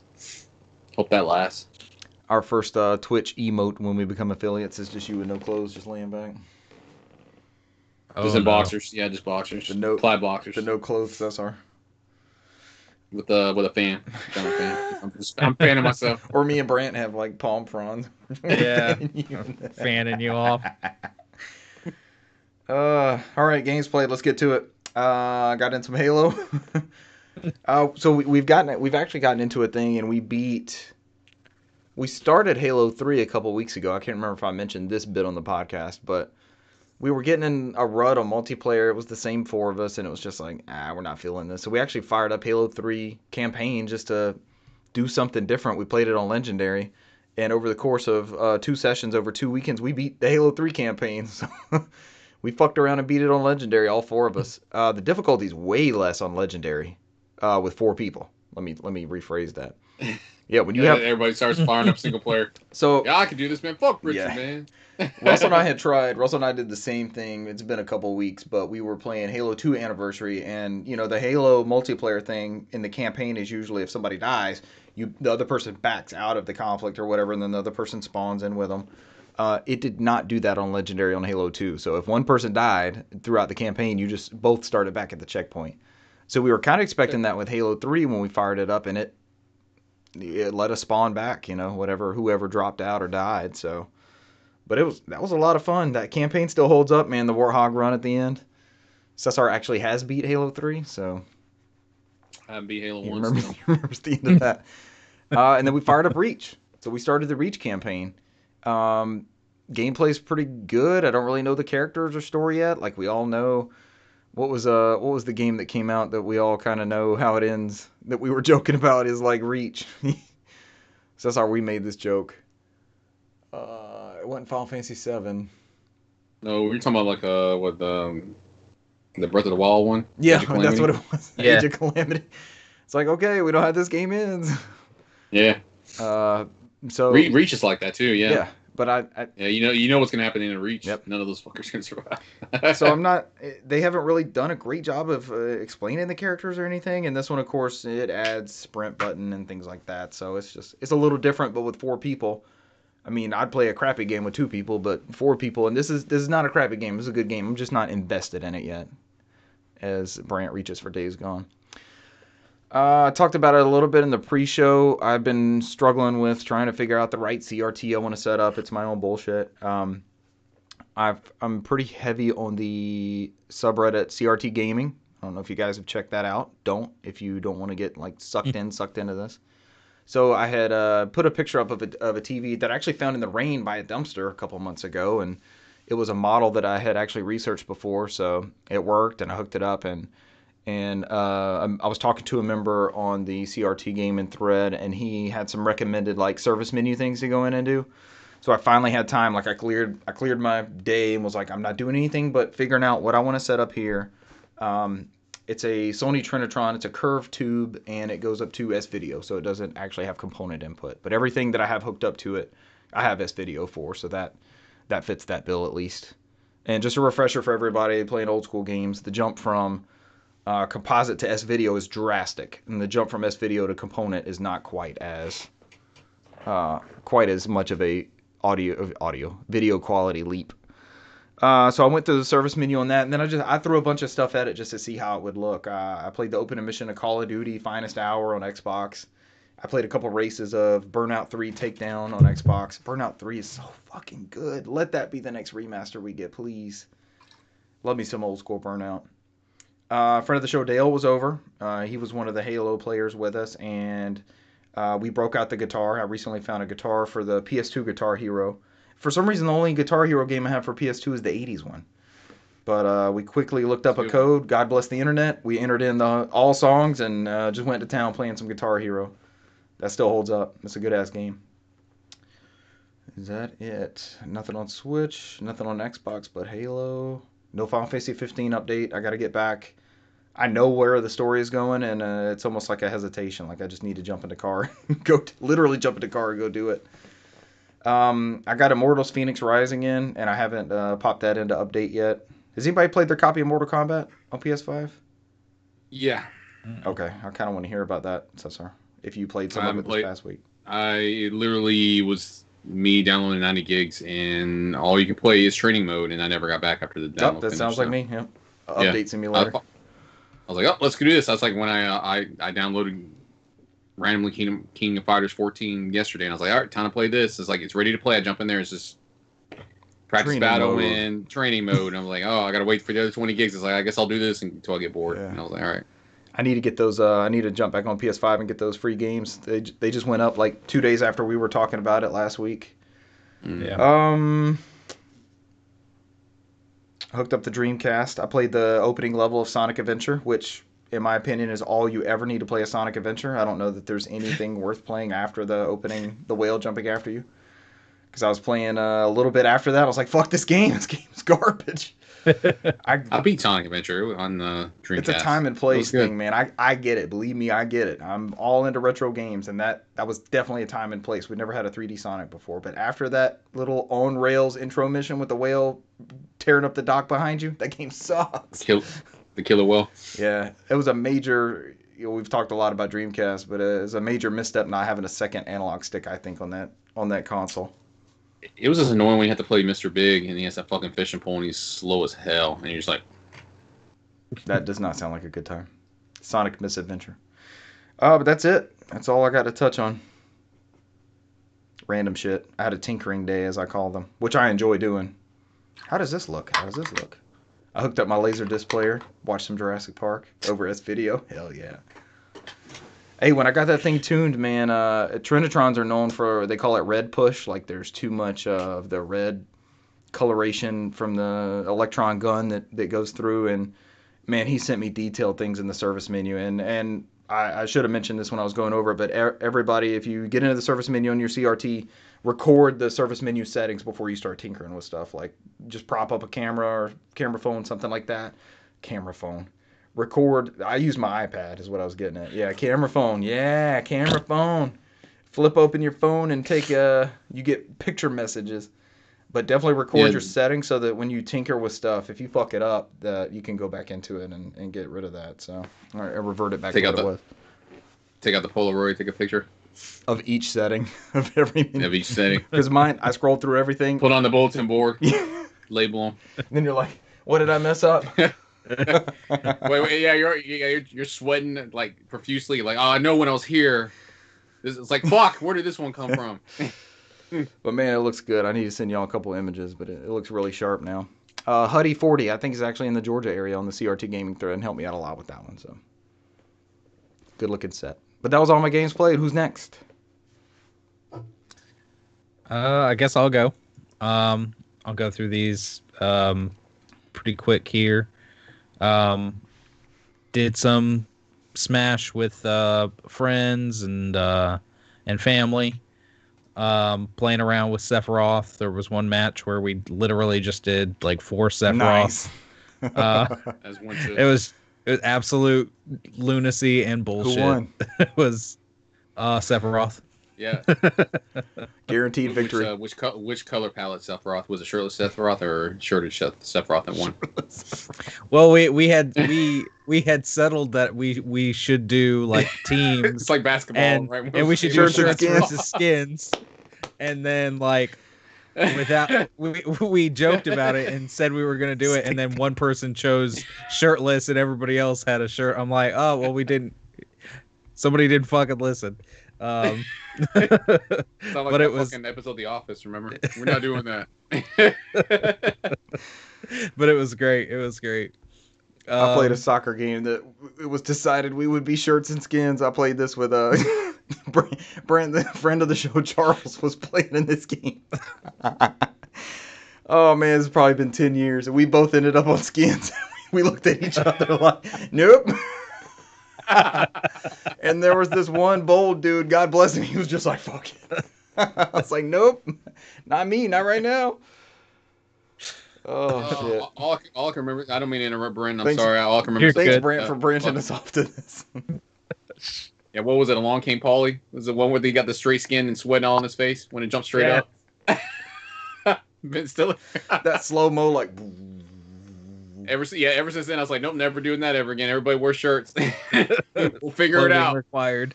Hey, me and Brantsfields, you can hand out these thin construction vests with the little one Velcro thing. Oh, yeah. Shirts and vests. Holy shit. Let's see. Other than that, we finished Sackboy. We finished Sackboy Adventure. The family did. We sat down. I think we were we had to finish the area we were on and then go to the next like world map area, and then that was it. We did the final boss, got to the end, fought Vex, of course, because he's the end boss. You had to fight him once, and then it's like, oh yeah, you beat him, and then it's like, nope, that's not the end. Final you gotta go again. And yeah, that's not my. This isn't even my final form, kind of deal. Yeah. And so you guys were like one chapter away from beating it before. Yeah, and like I was saying last week, the difficulty started getting up there. It's kind of like a Mario game, in that respect, where when you get to the end, it gets a little bit more challenging. And of course, like I said, it's sometimes a little bit more challenging even playing with more people, just because of all the craziness that can go on there. Interference. I did go back without them and play a few different levels, because there's rewards for getting all the collectibles in the level. There's a reward for collecting all of these things in the level, and there's also something for not dying once in the level. So I went through and did a couple of those, and I had fun, but I know it was definitely more enjoyable with more people in that game. But I don't know how many more trophies and stuff I'll go through and try and get, because there's some bullshit on some of those trophies. Yeah. I thought you said you were close to it, but maybe that was another game. This is Sackboy, by the way, so sir. Yeah. Oh yeah, I figured. So like there's one, just for instance, where there's these trials, and they're basically just like elaborate races, and you've got to run through this almost like an obstacle course. And there's a trophy where you have to obtain gold on the level while carrying somebody else. So you can boot up second player and just not even have a second player, just hold the person and run through the course. But the thing is those courses get exponentially harder as you progress through them. And after you've already played through that course once, you can't unlock that trophy. You can't get gold again holding that person if you've already ranked in that stage before. Yeah. So literally most of the things I saw about it were, maybe start up a new game and go to the easiest level and do it and rank that. Because I looked something up because I did it and I was like, I didn't get the trophy, and then I started looking up and so many people were having that same issue. Like, trophy didn't pop, and found that out. I was like, well, that's bullshit. That's annoying. But yeah, that usually kills it for me if I'm trophy hunting. So I'm like, I'm not gonna do all that. On the subject of trophies, I did platinum Miles Morales. That's the one you said you were close to. That's right. Yeah, I beat it again. I did. What was it? I had to beat it again on New Game Plus, which of course I did. You get the final. I think you get the final skills after that, right? There's only skills you can get after New Game Plus, right? Final skill set or something like that. Yeah, in New Game Plus, is when you're able to unlock those skills. But I only had like 4 trophies left to get. I'm trying to remember what the other one was, that like 100-hit combo. That took a little bit because, again, like we were talking about last week, I start getting into a groove and I'm up to like 50-60 combo, and here's one guy that just all of a sudden just like comes over and shoots me or something. I'm like, damn it, restart the scenario. You found a good place to spam that, though, as it were. Yeah. And anybody else looking to do that, I think it's the Roxxon complex. That's like the West complex or something like that. Is probably one of the easier places to do that in because there's a lot of enemies. But yeah, I think all in all, I wound up like with a total combo of like 123. Oh. By the time I finally, yeah. You destroyed it just like the Final Fantasy X Lightning Dash. But man, that game, I could seriously, I could play it again and still get as much enjoyment out of it. It's a good game. It's a really, really good game. You guys rave about that one. And then Shantae 7 Sirens. I beat that game after the first of the year. I think it was on the 2nd. Great game, great Shantae game. This one, I remember it clearly. You didn't make your games of the year list last year. Yeah, because I couldn't, in good faith, put it on there to me since I had just started playing it. But this one definitely hits the right spots for me. Like I was talking about last week, I love the fully animated cutscenes. That makes it look like a Saturday morning cartoon, and the art style's gorgeous. It's gorgeous now. It'll be gorgeous in 30 years. The humor in all the Shantae games is always just peak, and it's just wholesome humor too. It's it's something that you could sit and play with your kids around, Richard, and they'd probably laugh at it too. Cool. There's all sorts of off the wall references usually to other stuff. Like I know in some of the other games they've had references to Star Wars and cartoons and anime and all this other stuff. And this one still has a few of those references peppered throughout.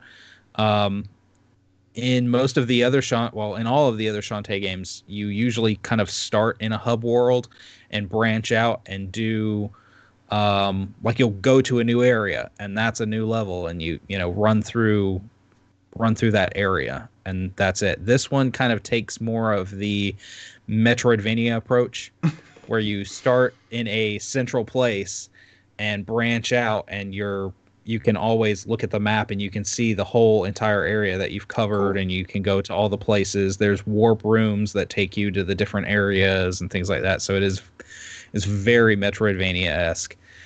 And of course the backtracking after you've gotten certain power-ups and abilities. It's called Metroidvania because it's called Metroid because it's a Metroidvania that takes place with Metroids. Stupid Castlevania bit. It doesn't work for Metroid. But I I love those games. They're great games. How many are there total? And that like I get lost in the Shantae lore. Well, they're about 5. Shantae's Risky Revenge. 7 Sirens. Pirate's Curse. Something booty, right? Half Genie Hero. The booty one. 7 Sirens. So that's 5 right there. Is there another?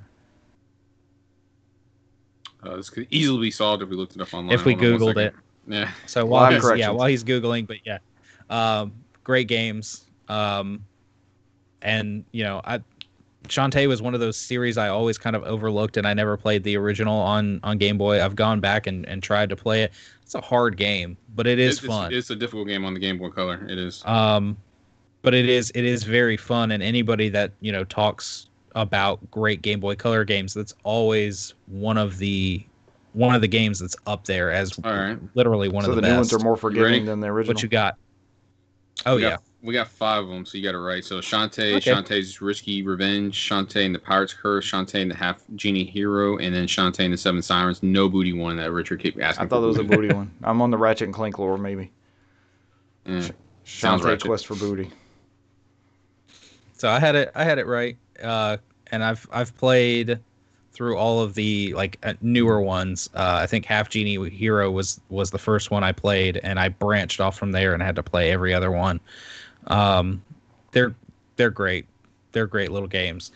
And then just today, right before the podcast, for about hour and 40 minutes, I've booted up The Order. Yes. 1886.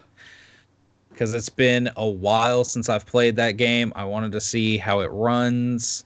There was no... It's weird. I installed it on the PS5, and there's no patches or anything else that downloaded. There's no extra anything that downloaded for that game. I'm like, there were no patches. This version is the game? No updates. I guess so. Cool. Because there was nothing else that popped into my 1.0 downloads for it, so... Crazy that you have the full version on the disc, and that game is so good. I mean, I'm not super far into it. I went through, did the opening mission. You got those werewolves coming at you, the Lycans, and then started into the second mission. Laughed my ass off when the oh gosh, what's his name? The French dude. There's this scene where you go in with 4 people and 2 people go off on another path, and you guys are going to go this way.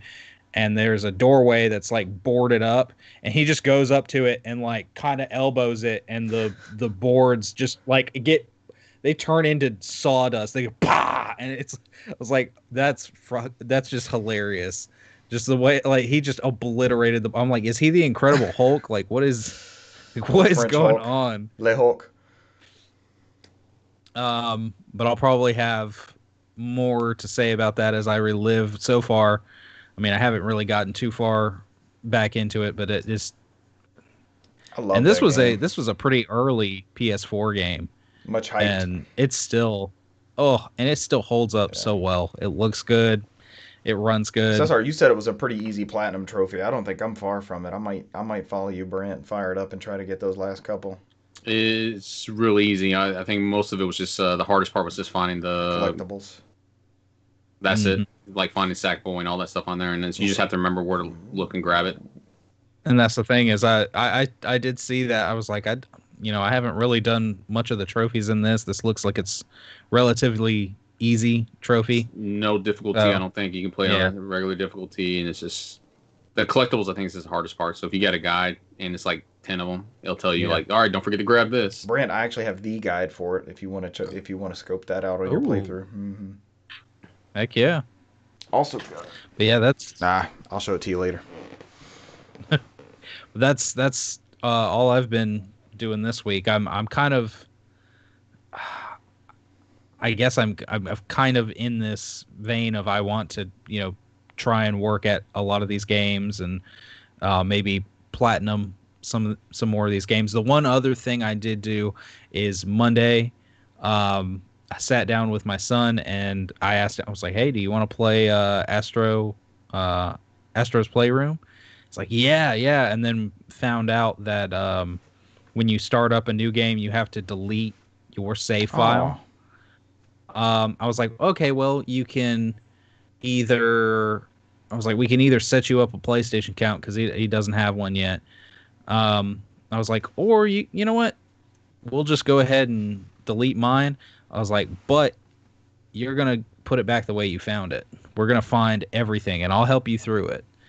And having him use all the different features of the DualSense and having him go through and like try and find those. He's like, "Oh yeah, there's one right here. I can see this one," and just walk. Wait, turn right here and look, and he's getting stuff, and he enjoyed that, and having him experience what I experienced, because it is so hard to. The most I had done with that was put the DualSense in his hand and in Katie's hand and have them do that little preview at the beginning where it builds up the controller, and then it does the rocket boosters, and then it puts the little bots in the controller and you can shake it around. But that's about as much as they did. It's a good demo. But having him go through the whole thing, he was blown away with like just the sand and the wind and the ice, and it's just every time something different would happen, I'd look at him and see his face light up like, "Oh my gosh!" It was so cool. Did he beat it already? Yeah. I mean, he beat it Monday afternoon. I mean, he literally couldn't put it down. Yeah. I think we only braked for lunch, and then as soon as that, he's like, "Can we finish it? Can I finish it?" And that's a good day. We did. Finish the fight. I forgot to mention in mine, Bran, I don't know if you're done or not, but Wednesday, Wednesday when all the things were going on, I had text Bran. I was like, "Play some games with your family, do something family related, that kind of thing." And we actually ended up playing Crash Bandicoot. I mentioned it earlier. It should have jogged my memory, but my kids are into Crash at this point. And they're not good, but they will literally. They're playing Crash 2, and it's the first, come at you thing where the ball's rolling at you, and you have to jump past all the gates and everything. They played it and played it and played it and played it and played it, and every death was hilarious, and they just laughed and laughed, and Crash is really clicking with them. It's a hard ass game, but they're not really worried about. I got to see it to the end. They're just having fun running from that ball as it comes at you, and like. Flattens Crash and pushes him up against the screen, and he'll jump off into a cliff, and you see his shoes flap in the air, and just all the crazy deaths and stuff. They're digging it. Mm-hmm. Whoa! All the noises. Whoa! They love it, man. Nothing like kids and video games. The biggest kid I know that plays video games, Cesar Concepcion. You started them outright, so then we don't have to worry about them bitching about hitboxes for the rest of their lives. Now they'll go back to the PS1 one and be like, "Well, this game is broken. It's not right. I can't play this garbage." Bullshit. Who went back in time and broke this game? It was perfect, and it was in 4K. 4K. Oh, 4K. We need a Conquer in 4K, or Star Fox Adventures in 4K. Oh. No. We might get one with that Nintendo Switch thing. So. Oh, good times. What have you been playing, Cesar? Mine's pretty simple. I mean, I went back and I don't know if I talked about it last week. I know I was towards the very end of Trails and Cold Steel 4, and I went ahead and finished it. You did mention this. I got I finally beat it. And then this was the first game I beat in the new year, because I know this was after we did the podcast. That was January 1st. And then I went back and fucking platinumed it. And I felt empty inside. And going back the second time.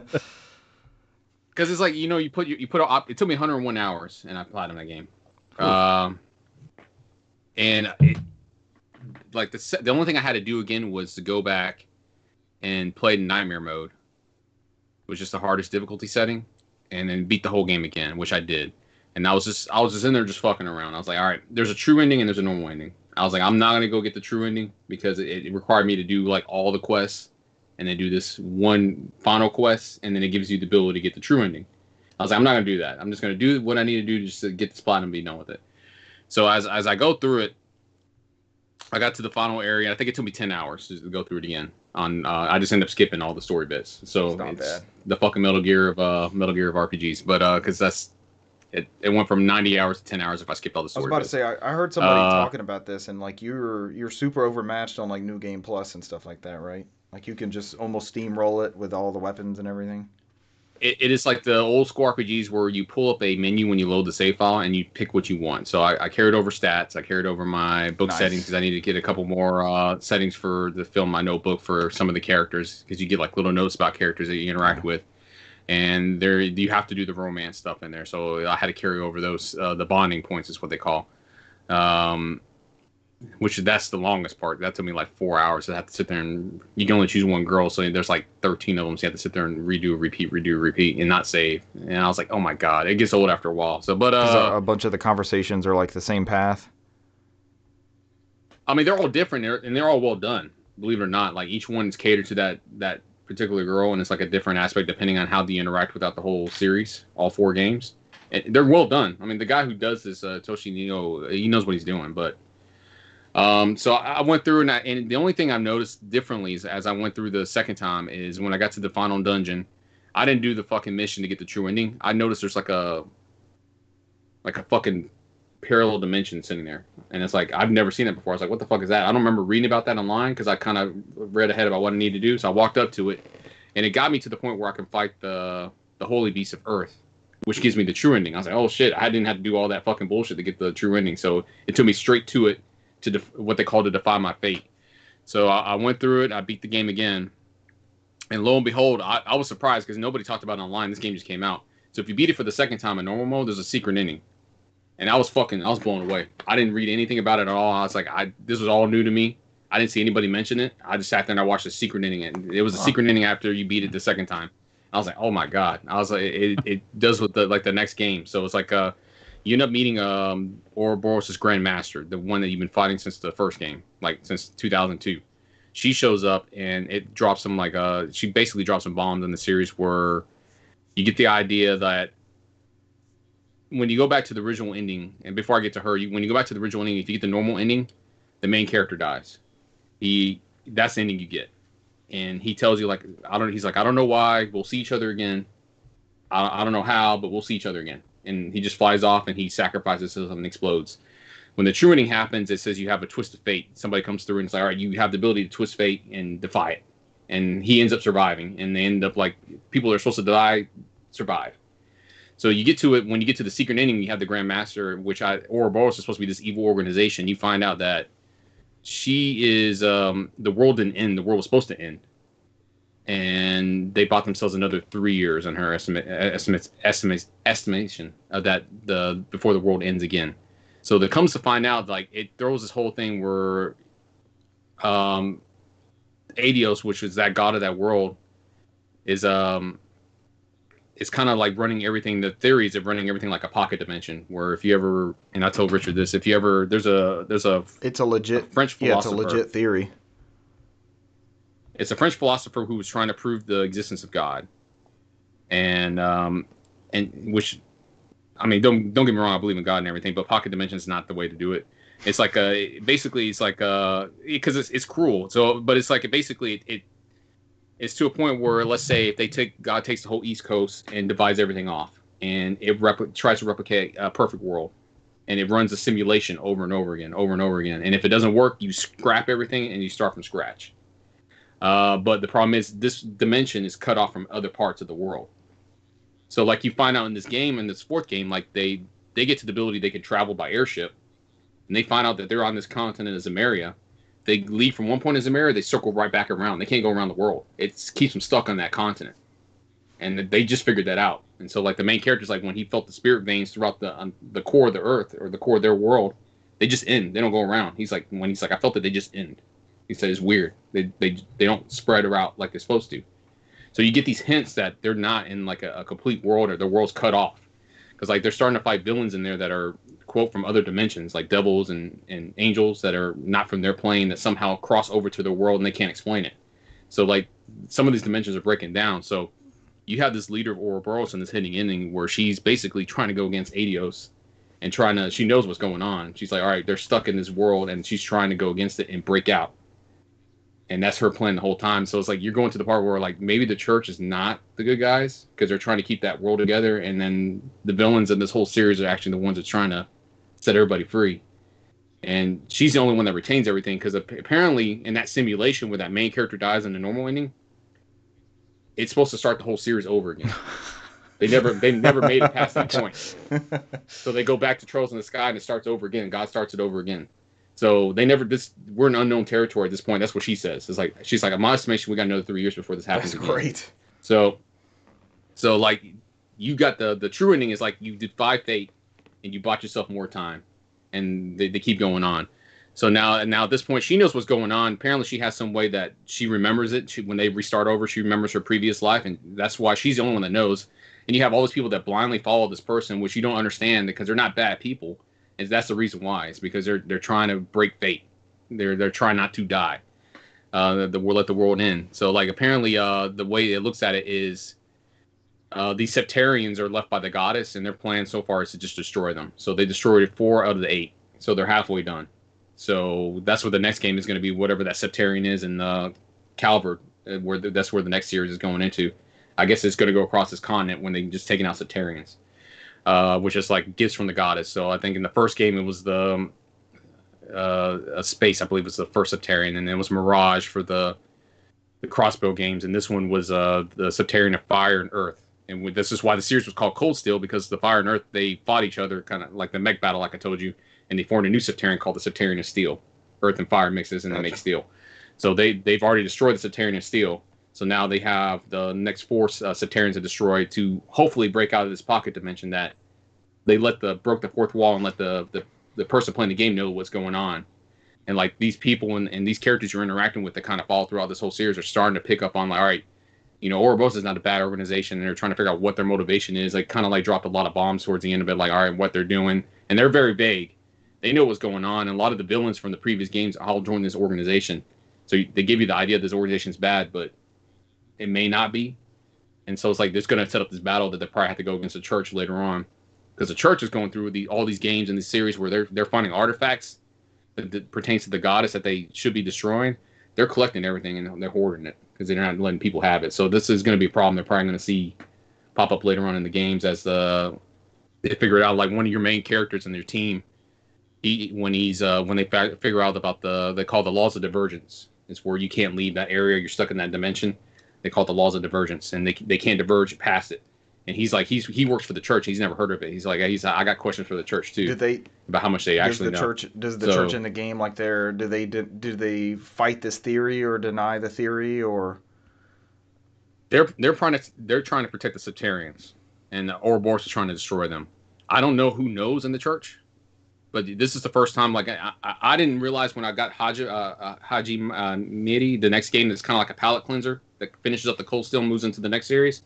There was a girl on the cover, and she's holding these red strands of fate. I didn't know who the girl was, and I figured out, oh, that was the Grand Master. I didn't know until I got that ending. I was like, oh, now it all makes sense, because I didn't know who she was.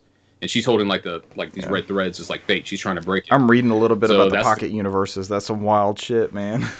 The pocket dimension stuff's crazy, man. Yeah, I can't believe they put this in a fucking JRPG, man. It's crazy. It looks like it's relatively new theory too, like 2012.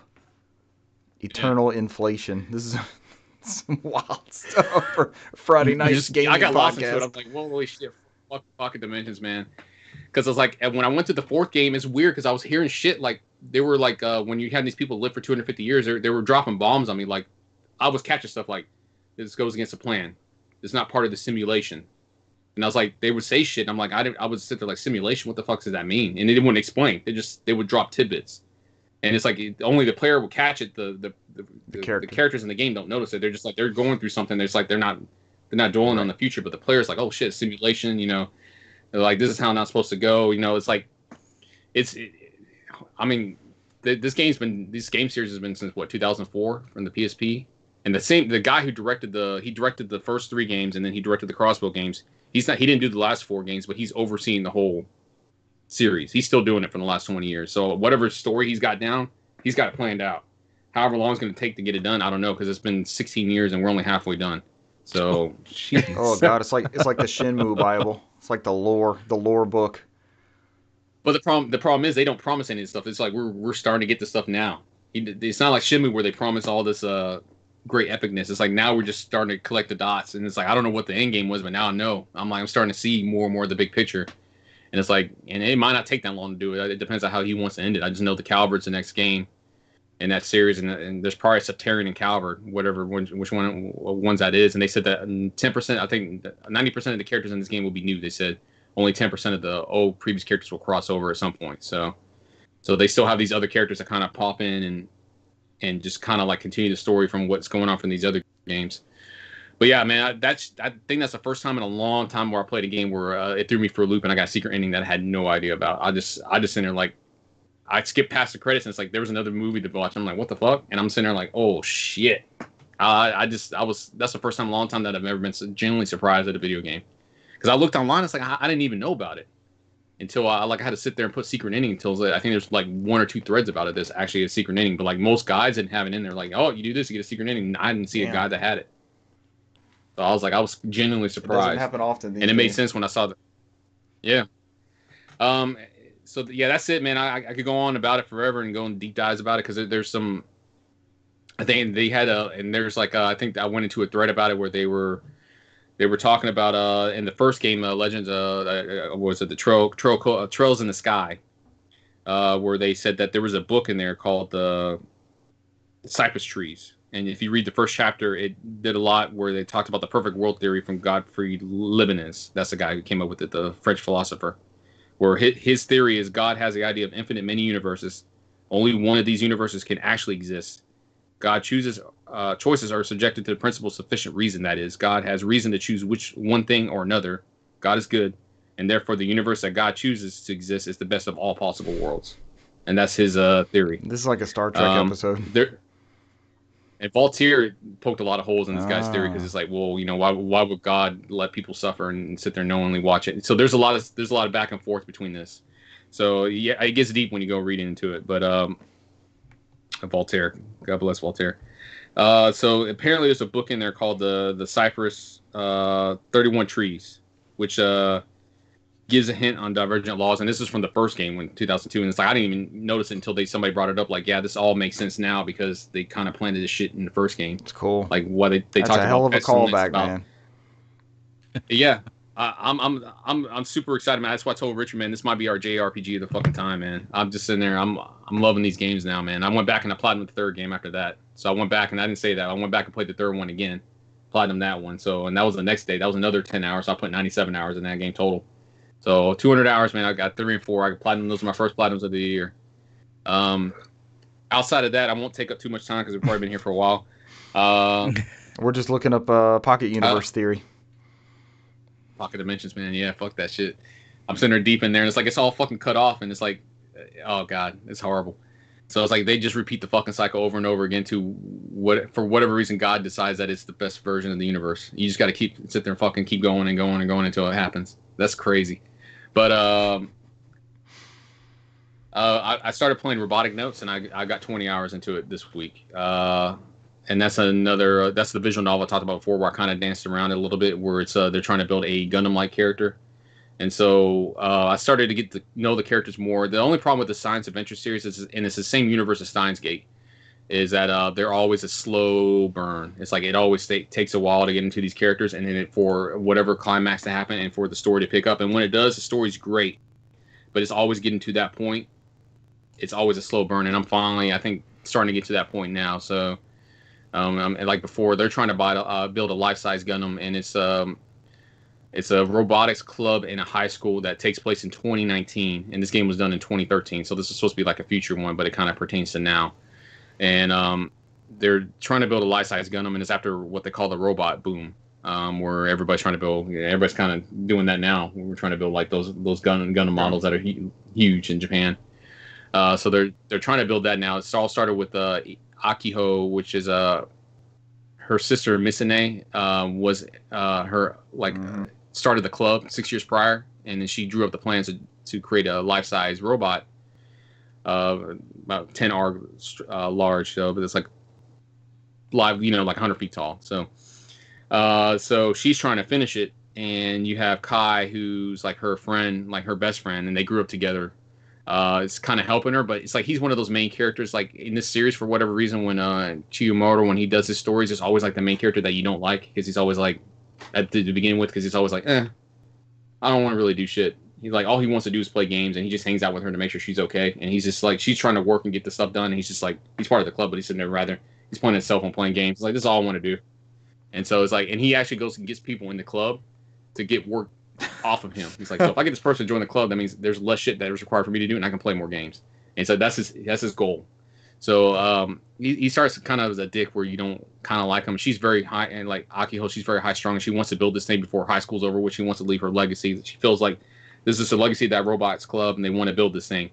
And so you get pulled into a thing where they're arguing with the vice principal about getting funding because it takes hundreds and hundreds of millions of yen to build this robot. They're trying to get funding for their club.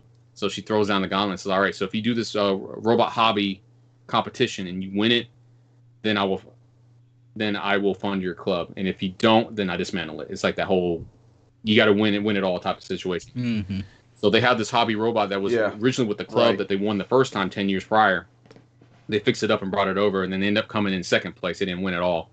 So they lost to somebody in their school that Kai recognized immediately. They call he wears a mask and he looks like one of those guys from one of that fucker from Gundam that always wears that mask.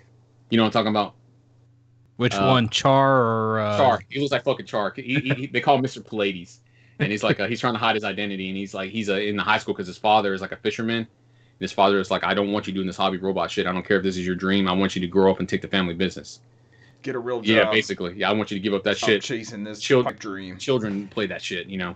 So he has to hide his identity. So Kai, he recognized him immediately, even with the mask. He's like, dude, that's Haruda. He's like, dude, we see him all the time. It's like, no, that's not him. It's like, yeah, what are you, blind? It's him. He can tell with the mask on who it was. Damn. He's like, all right, whatever. He thought he was getting punked. He's like, are y'all tricking me? Because it's clearly him. But he ends up. They ended up going to the vice principal when they came in second, and they were like, yeah, he was always part of the club. So technically, we came in first and second. So that's how they got him in the club. Nice. So Kai worked his magic where they didn't get dismantled. Yeah, and then he got another person in his club. He's like, good. That's less shit for me to do. All right, so I'm not gonna go too much time into it because I could break it down there. As you go through, you're learning that he's like really laid back and he just wants to play games, and he gets getting pulled into random shit. So he'll go into he sees this ghost girl that's running around, and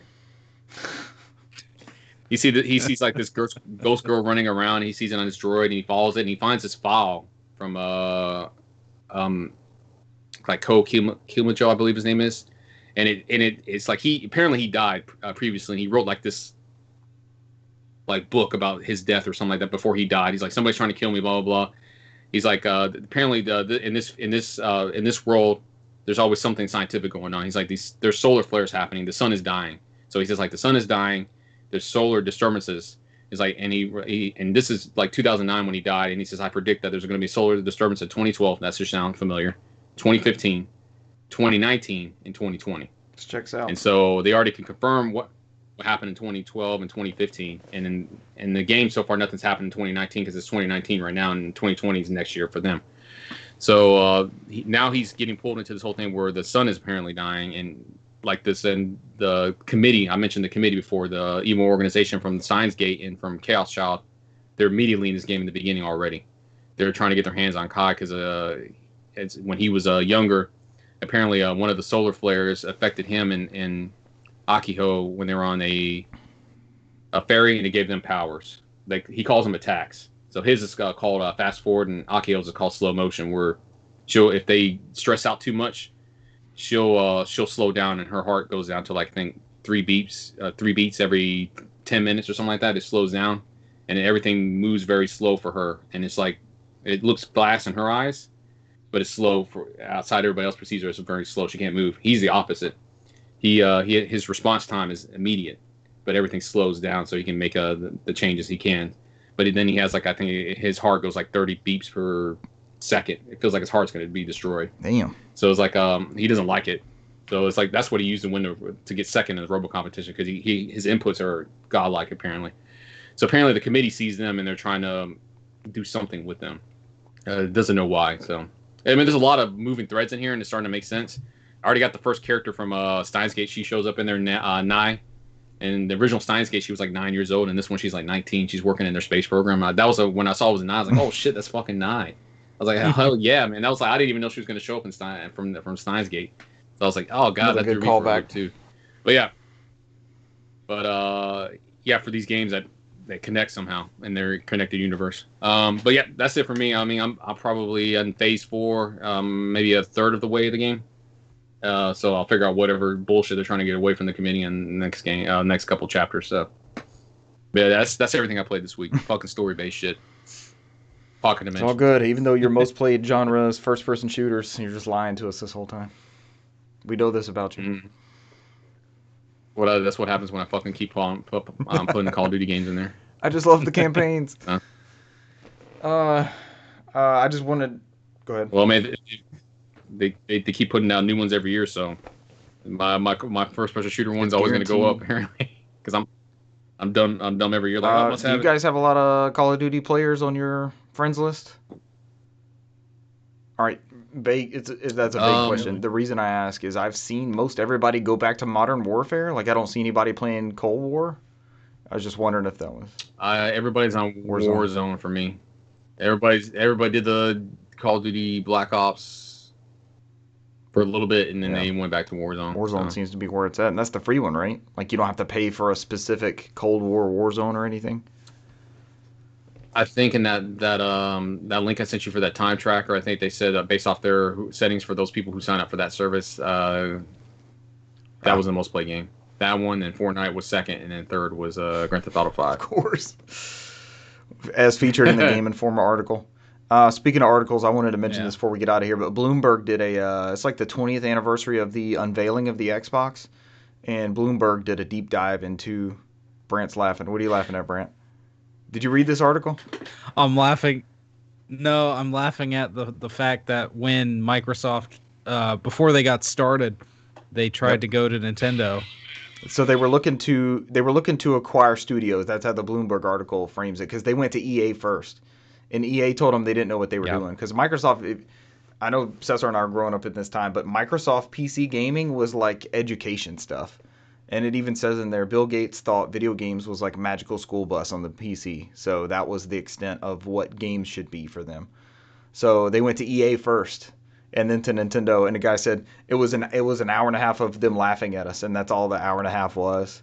So, and that, man, there's awesome stuff in there. Like Aaron Greenberg's been with Xbox since the very beginning, and when they went to like start to think about building it and what would they need and all that, they like imported a PS2 and they tore it down and they priced it out like per screw and gear and everything that would, laser. They priced everything out to see what the competition was going to be like. And it was all like nobody at Microsoft wanted to do it until they mentioned Sony. And the big driving factor was, and you'll see this when you fire up the PS2, it's like Sony Computer Entertainment. And the whole computer thing and like having a PS2 under every TV scared the shit out of them. And so they were told no to every pitch. And then when they were like, but what about Sony? And then it just like it went off. It was Bill Gates that had to approve it, and kind of went off with him. It was like, what about Sony? And they were coming for that ass with that computer. But that Bloomberg article is awesome. It was well researched. You've got Seamus Blackley. It was interviewed in there. Ed Freeze, you have Phil Spencer, Bill Gates has some quotes. They did a really, really good job with it. So, my favorite was it Square, where they said that it wasn't enough for them. Yeah, they were like, they didn't turn them down. Remember, they're like, they had it on paper. They had the deal on paper. Yeah. They went through this dinner, all this kind of stuff, and then at the end of the dinner, the banker or the finance guy just like stood up and said, "We don't think it's enough money," and then that was it. They said they just left. He said that was it. Oh, it was awesome, man, because I don't remember what Sega said. What did Sega say when they went to Sega? Because I know they've been trying to buy Sega for a while. They were toying with trying to get Sega. Remember, they were trying to figure out if they wanted to get them or not. In there, but it's so funny with me hearing all the Dreamcast stuff here recently. That original Xbox was like a Dreamcast too. They got a bunch of those studios and got a bunch of those games that were going to be. The Itagaki bit in that story was really good. They sat down with him in like the waiting area of Tecmo. Like they just sat down it wasn't in an office or anything. And they said within an hour he was convinced, like, I will make the best fighting game and I will use the power of the Xbox to make this fighting game. Like he was convinced just like this. But he's always been a power person. Like he always said, I would develop for the best, the most powerful console. So that is a damn good read on Bloomberg about the original Xbox. It's super, super good. They're talking about, The Rock and Bill Gates like unveiled it. It was supposed to rise up out of the ground, but it didn't work. And Bill Gates said, "What the fuck is this?" And they said The Rock was laughing too. So then they just put it on that thing and lifted the curtain off of it. Their marketing people told them that WWE and fast food was like doing big crossovers at the time. So they asked like, are there a couple WWE wrestlers that we could get for this event? And they came back and said, no, you only need one. You need The Rock, and you need to have him out there. And he was available, and that's like how that moment came about. But it's an awesome read, well written. You'll just fly through it. And there's a really good picture of Seamus Blackley playing. I think he's playing Malice, that third-person platformer. He's playing it on a big D series, JVC CRT. And you can see in the picture as he's leaned back, he's holding the controller. The Xbox in front of him isn't even on. And you can see the controller like wrapping around to this big giant tower dev unit. Like it doesn't look like anything like the debugs that came out or anything, but he's playing this super early PC Xbox. Highly recommend. You guys got anything else? We almost made it 2 hours. Good. Happy Friday. No. Outside of I didn't talk about my PS3 bullshit, but I started playing Tales of Zillia again after like 3 hours. With your controller, you have to hardwire. I think the battery should finally be charged. For whatever reason, I fucking get the. Have you ever had that shit where you had the power bricks? I plugged in every fucking power brick to every PS3 controller I have, and even the fucking Move controllers, shit will not fucking charge. But if I plug it directly to a console, so I have, we joke about the PSP chargers for the DualSense Cradle thing. I have that Move controller. I played VR with somebody this past weekend too. I forgot all about that. So maybe we'll have a Move controller segment next week. But I couldn't get it to work until I actually plugged it into it was charged, but I couldn't get it to sync or anything until I plugged it into the console. I was like, this is the only console I've ever used this on. Why did it do this to me? I just want to charge my fucking PS3 controllers. I have to turn on my fucking PS3. That's all. Does the bus not pass like that USB bus on those little chargers? Does that not pass enough? I don't think they're strong enough. Yeah, I don't think they pass enough. I was sitting there fucking. I plugged in so many different because I have so many of them. I plugged in like the Apple ones. I sat there just fucking around with them. It's like I thought I had a dead controller. It's like no, let me just plug it in a console. It works fine. I plug it into the PS5. Charges on the PS5. PS5 bitches send me this controller's not compatible. I'm like whatever, just fucking charge it. I'm just using your juice. At the moment. So I don't need you to control. I just need your juice. It keeps coming on screen. I'm like, just stop telling me. Just fucking charge it. You know what I'm trying to do. So I'm like, because I think it does the same thing when I plug it in my PS4. Bitches at me too. Like, you can't use this controller on this thing. I'm like, just fucking charge the thing. Stop telling me. I'm like fucking Iron Man. Just put it on the screen. Stop telling me. All right. Look forward to PS3 controller woes and PS Move controller woes next week. Thank you guys for joining us this week. Sorry the episode is late, but we got you some content out there. I'll post it up Sunday. And this is definitely Shirts or Skins Sephiroth, right? We're going with that for sure. Yep. Gotta be. That'll work. All right. Thank you guys for joining us. And we'll see you next week. Bye. Adios. See ya.